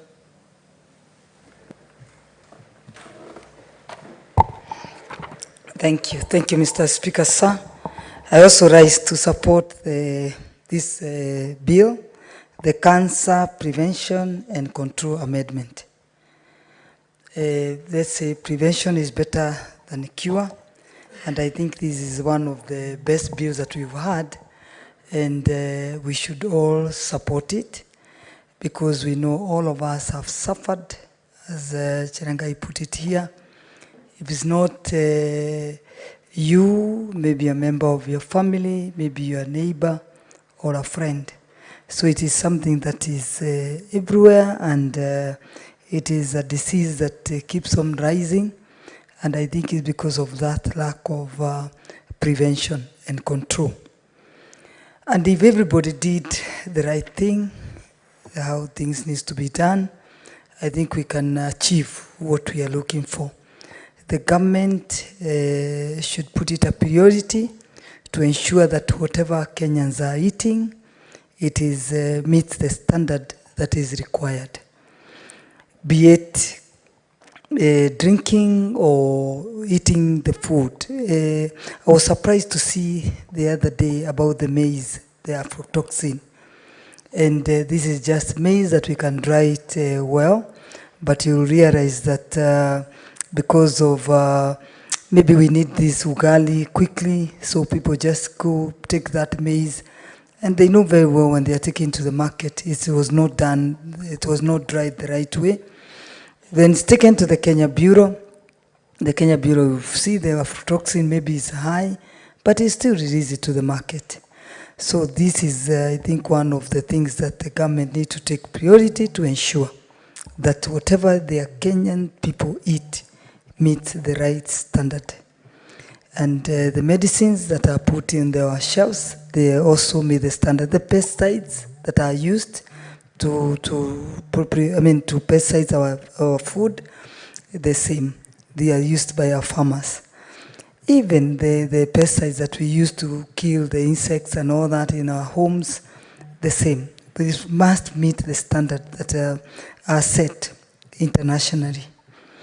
And as Senator Hamida puts it, the early diagnostic in every county, I think we should have those machines put in the level 5 hospitals and level 4 to ensure that it's part of the day-to-day, the lifestyle of our people, that they are made to understand that they need to do early diagnostic.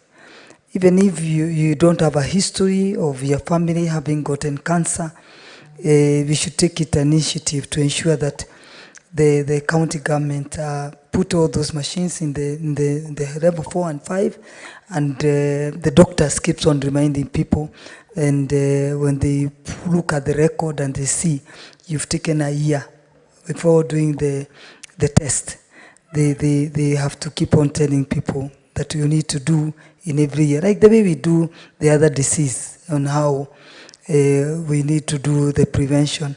We should also take cancer as one of those things that we need to market as a government, and ensure that we ensure that people understand that they need to do this prevention and control, because we can pass a bill, but if the people are not aware, it will not help. And then, of course, when it comes to our hospitals, to ensure that we have the right equipment in our hospitals, especially in the county government, in our county governments, to ensure that we have the right hospitals. And if you look at the other part, the developed world, you'll see where everybody maybe is going.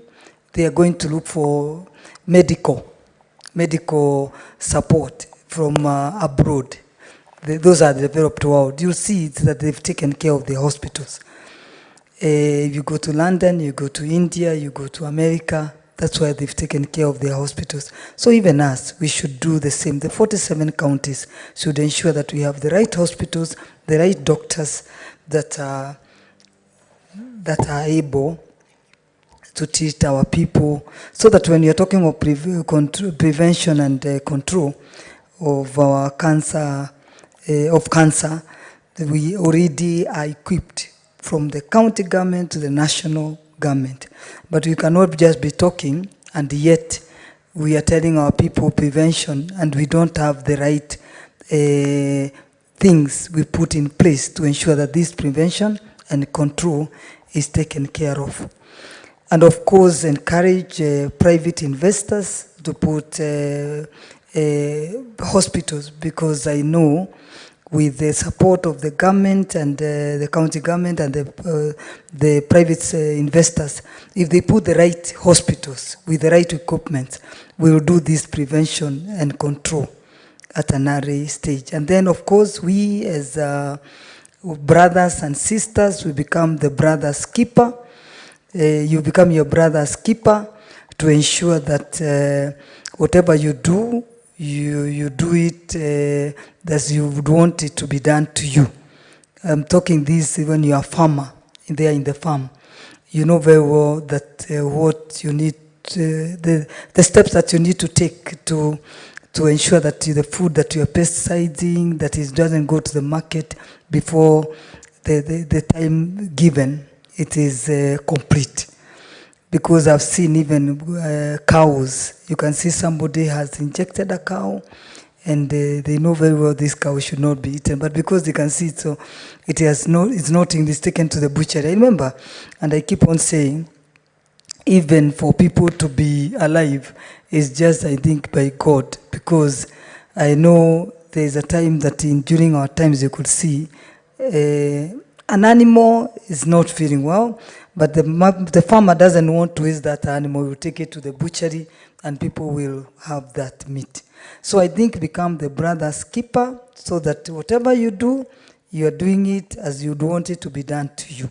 Because for you, when you knock the shop, you don't know what was put there in the shop, whether it has made the standard. But you only buy believing because it has the diamond mark, or it has been put in that shop. So meaning, if everybody took care and did this prevention and control as you'd want done to you, I think we'll achieve somewhere, and we'll ensure that cancer diseases are controlled in a way that other parts of the world are doing, so that we don't keep on seeing our brothers, our neighbors, our families dying on things that should be prevented.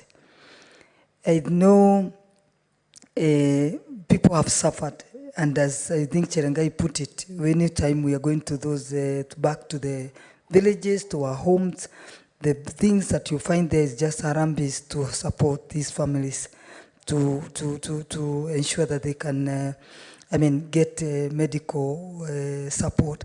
But I also, maybe the government, can they put up a kitty that can also support to ensure that people don't have to go through, especially the people who have no, jobs. But I'm happy that this whatever that the doctor has come up with, I think it will help a lot to ensure that the way the government came with a bill and we passed it here, that now those diseases that are what are they called, the terminal diseases, the terminal illness, that now the doctor will, the government has put an insurance that will ensure that those people will get the medical support when they go to the hospitals. But the main thing, I think, is to prevent so that we don't get to our people suffering. Because even if you get those kitty, as the senator of Tanaliva is saying, the way he saw his daddy suffering, even if he was given those free medical, whatever, if there was something that could have done to prevent him not to get to that disease, I think this is the main thing. And mine is, everybody does what is supposed to be done from the national government, the county government, and we as the public, to ensure that we prevent these diseases, this cancer, and we control it like other part of the world the way they are doing. Because I know the developed world have achieved a place where they've seen their people are not suffering like the way Africa is. So it's our time now to take measures to ensure that we prevent and control the cancer. And I think with that, we'll see our families, our members, the public not suffering. We've gone through this suffering. Because when a member is suffering, I think all people suffer. If it's a parent, if it's a brother, if it's a sister, if it's yourself, you suffer together. So I think when we do this control and the prevention and control, it will ease us. And even it demoralizes people from moving forward. Why? Because when you see a suffering dad, a suffering mother, it gives you that as if it's the end of the world, and then you start questioning a lot of things that you question. So I think for a healthy nation, for a healthy generations, we need to ensure that we prevent this and control the cancer diseases.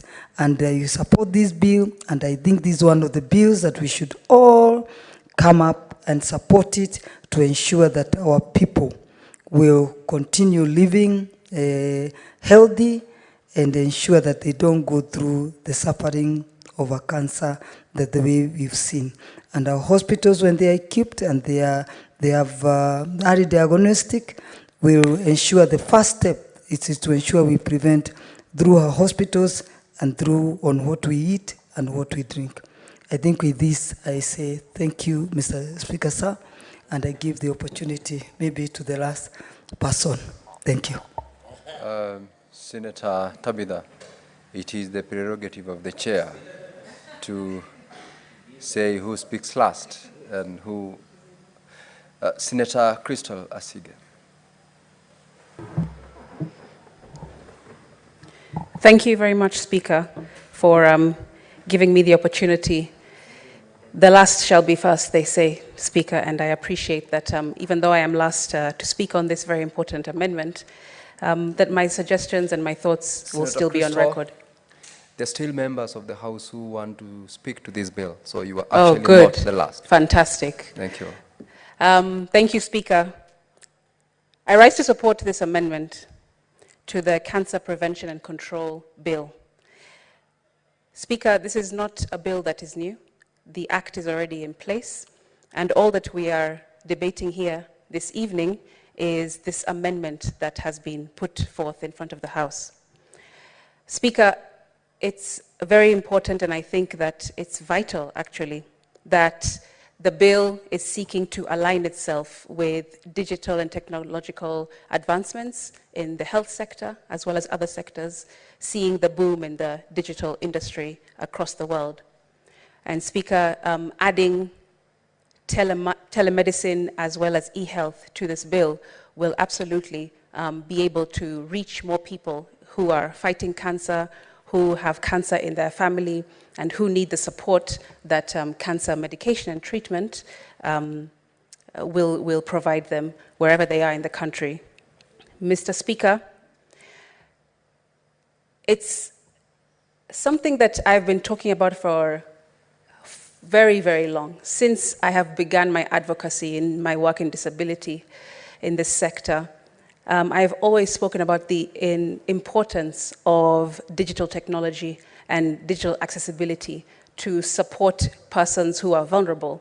Of course, my work primarily focuses on people with disabilities, but we are seeing more and more as we continue debating, as we continue to see innovations growing in our country and abroad, that the digital space will be the solution to so many of our problems, so many of the things that plague us as human beings. There is a solution that lies in the digital space, and this is one of them, Speaker. Being able to reach rural areas, cancer treatment, cancer doctors, cancer interventions, being able to reach rural areas and people who are across Kenya will absolutely change the game in terms of early intervention and management of cancer conditions, and hopefully reversal, so that more people in Kenya can go through remission. We can be celebrating more cases of remission in the future. Speaker, I this week even just met somebody. His name is Martin Imbalambala. Now, many people might know him, many people might not know him, but Martin Imbalambala is a former captain of FC Leopards, and he's played for the team for 7 years. Unfortunately, in 2018, he had a sports injury that gave him a disability, and that disability is visual. He is now completely blind, like myself, a VIP, and he has been trying to figure out how to rehabilitate himself, how to bring his life back to somewhat of control, to his control, that is, Speaker. And as I've been speaking with Martin Imbalambala and consoling with him and having meetings and conversations with him and his wife and his family, Speaker, we realized that digital access and being able to rehabilitate himself through the tech space and tech innovations and accessible devices and so on and so forth has been the solution for him. Speaker, he has gone to Kenya Society for the Blind. He has taken courses in Braille. He has taken courses in computer science and tech. He has taken courses in how to use his smartphone with a screen reader like my own that I use here in Parliament. And now, Speaker, he is in a much better place, not just as the breadwinner of the house, not just as a man who is supposed to be a protector, provider, but also as a father of his children. He has now gained back his confidence because of digital innovations and the device that he's been able to gain. And I'm happy that I've been able to support him in his journey, to give him softwares on his laptop that will continue to help him reach a level that is not quite the same as where he used to be when he had his full sight, but it's close enough. And it's as close as it could maybe get to him taking control back of his life, Mr. Speaker. The reason I give this story, Speaker, is because I am underscoring the importance of the internet. I am underscoring the importance of technology and assistive devices. And not just in the case of persons with disabilities, but everyone is now seeing the same. And these amendments to the bill that we're discussing here will also prove to be as beneficial to non-disabled people seeking help, treatment, medication, as well as disabled people in the country.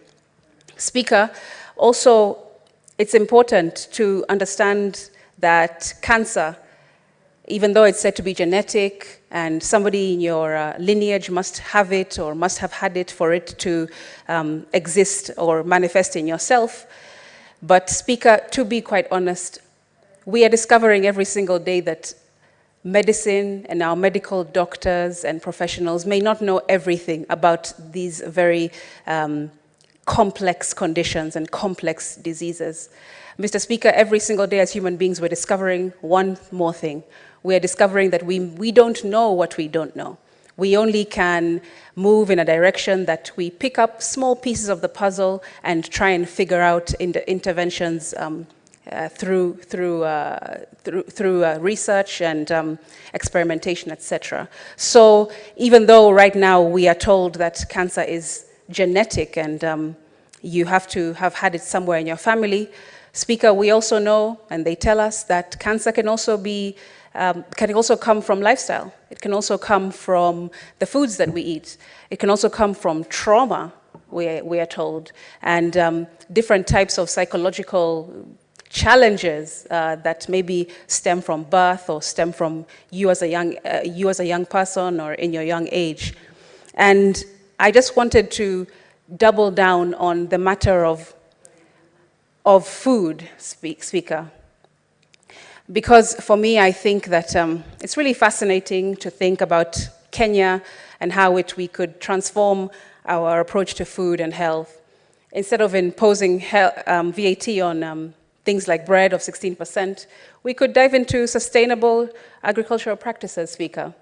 We can take a leaf from the US Farm Bill of 2023, focusing on sustainable farming to empower local farmers and ramp up the production of healthier food choices, Speaker. This isn't just about money. It's about getting to the core of health problems like cancer. By pushing for fresh, nutrient-packed foods, Speaker, rather than processed junk, communities could tackle a whole host of health issues tied to cancer, diet, weight problems, lack of exercise, insulin problems, and other genetic conditions that come along. And shifting our resources from old school farming to programs backing sustainable practices and teaching about nutrition, Speaker, could be a game changer in dealing with health and environmental hurdles that we're seeing.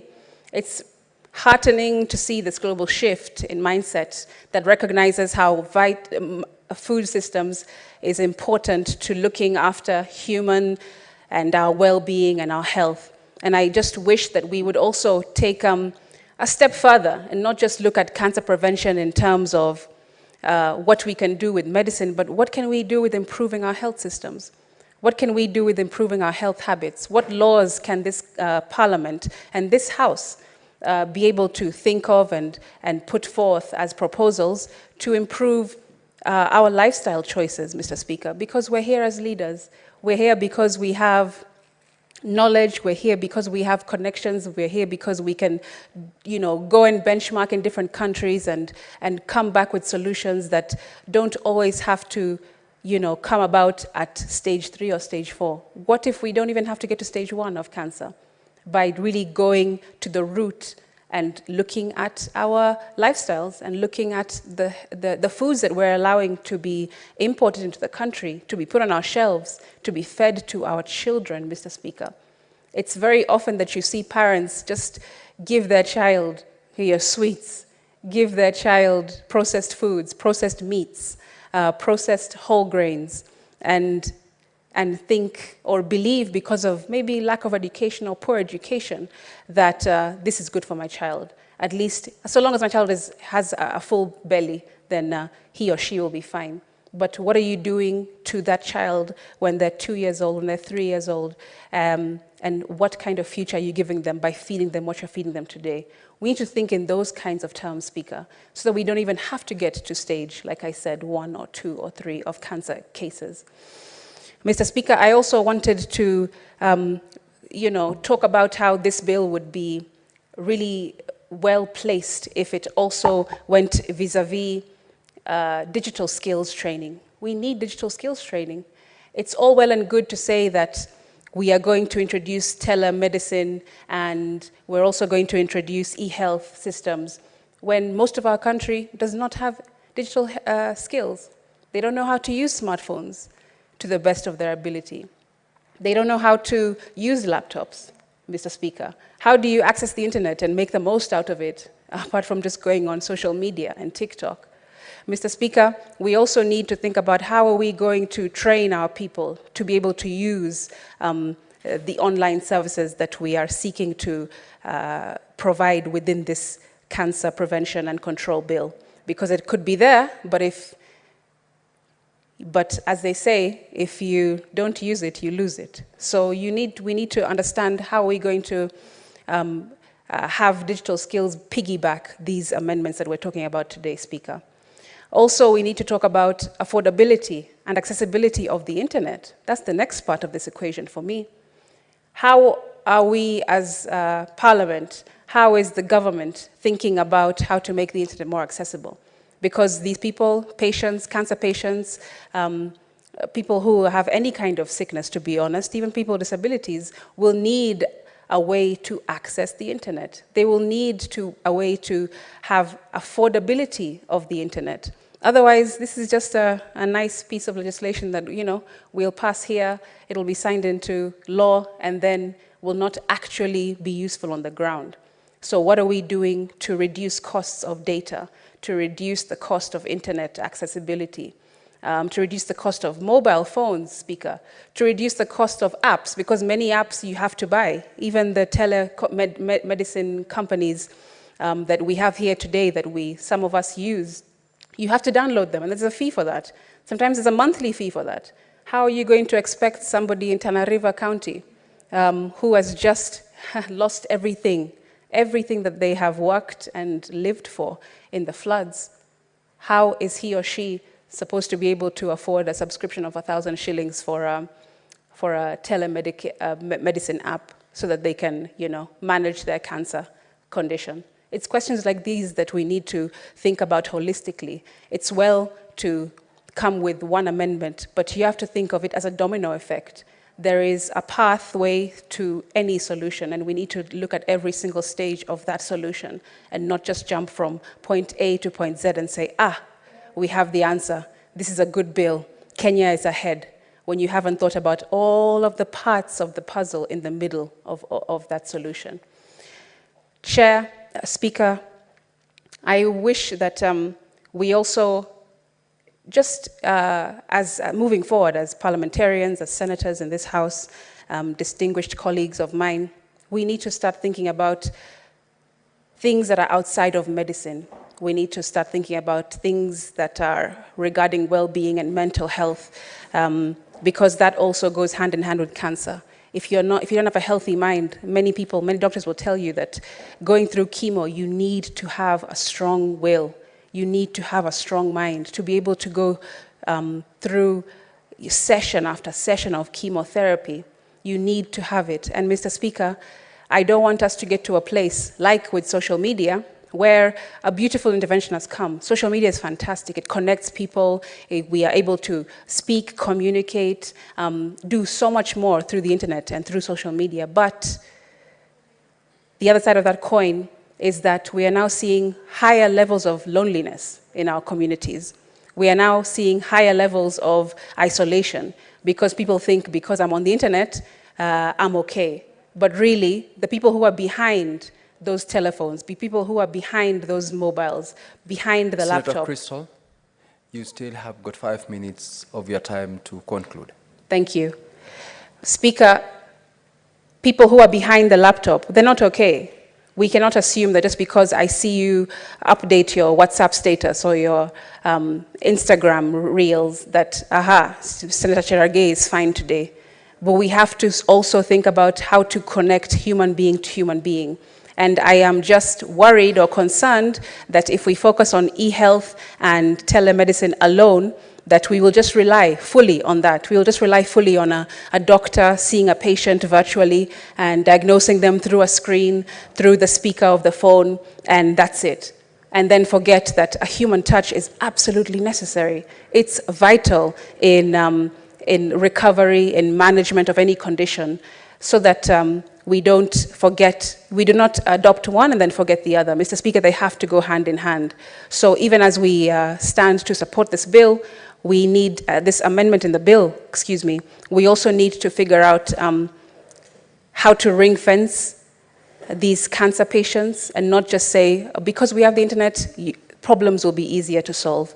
We have to say they'll be easier to solve, but also how do we keep the human connection that is extremely vital between patient and doctor. So even if it is a case of being treated or being seen online virtually through e-health, through telemedicine, we also need to make sure that there are also sessions that will be done in person. We should not lose that walk-in mechanism into hospitals or clinics and so on and so forth, even as we do support the amendment to the Cancer Prevention and Control Bill. Mr. Speaker, I submit.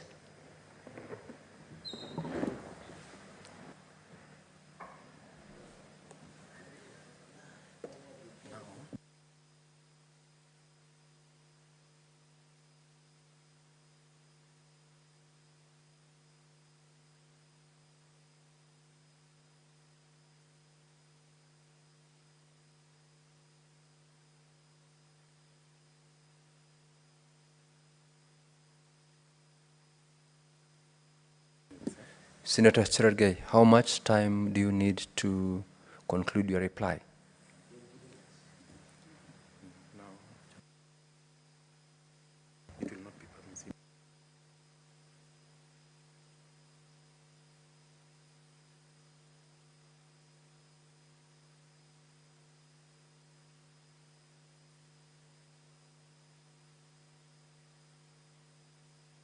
Senator Cherargei, you may proceed to reply.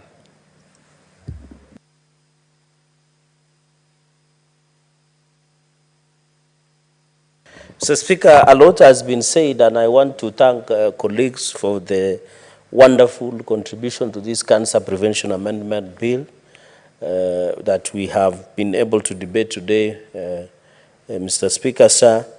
Mr. Speaker, sir, I want to thank all the senators, and the conclusion has been done by the gracious lady, Senator Crystal Lasige, Senator Tabitha Mutinda the seconder, Senator Tabitha Karanja Keroche, and you know weekend is approaching. I hope she has prepared something for us as the acting majority leader. Senator, of course, my brother, senior brother, Senator Danson Mugatana, Mulamamba, sorry, and many others, Mr. Speaker. I know you would have contributed, but because of your unique position, Mr. Speaker, would be very in order. So I think cancer, we agree, it's a serious disease. We must be ready to tackle it through legislation, through allocation of resources. I want finally, Mr. Speaker, to call upon any member who has further amendments to ensure they bring it up so that in the third reading and committee of the whole, Mr. Speaker, they can bring their amendments, Mr. Speaker. With those very many remarks, and I want, Mr. Speaker, in conclusion, to empathize and sympathize to many victims of cancer. We call you heroes. To many victims, people who have lost their loved ones, we empathize with you, we pray for you, and we are doing everything we can to fight the menace of cancer that continues not only to kill our people, but also flourish, Mr. Speaker, and make them lose their property and wealth. But we pray with you and we support and we wish you well. Mr. Speaker, I raise in that same breath, Standing Order 66.3, I request that the putting of question be deferred to a later date for division. I thank you, Mr. Speaker. And I beg to reply.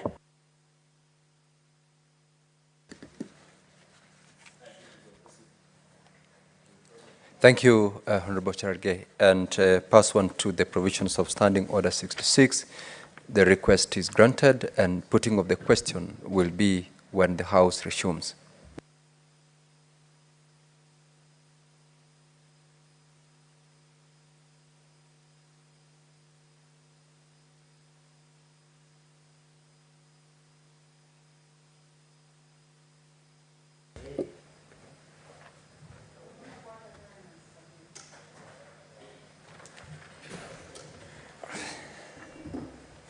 Honorable Senators, it's now 6:30 p.m. Time to adjourn the Senate. The Senate therefore stands adjourned until Tuesday, 28th of May, 2024 at 2:30 p.m.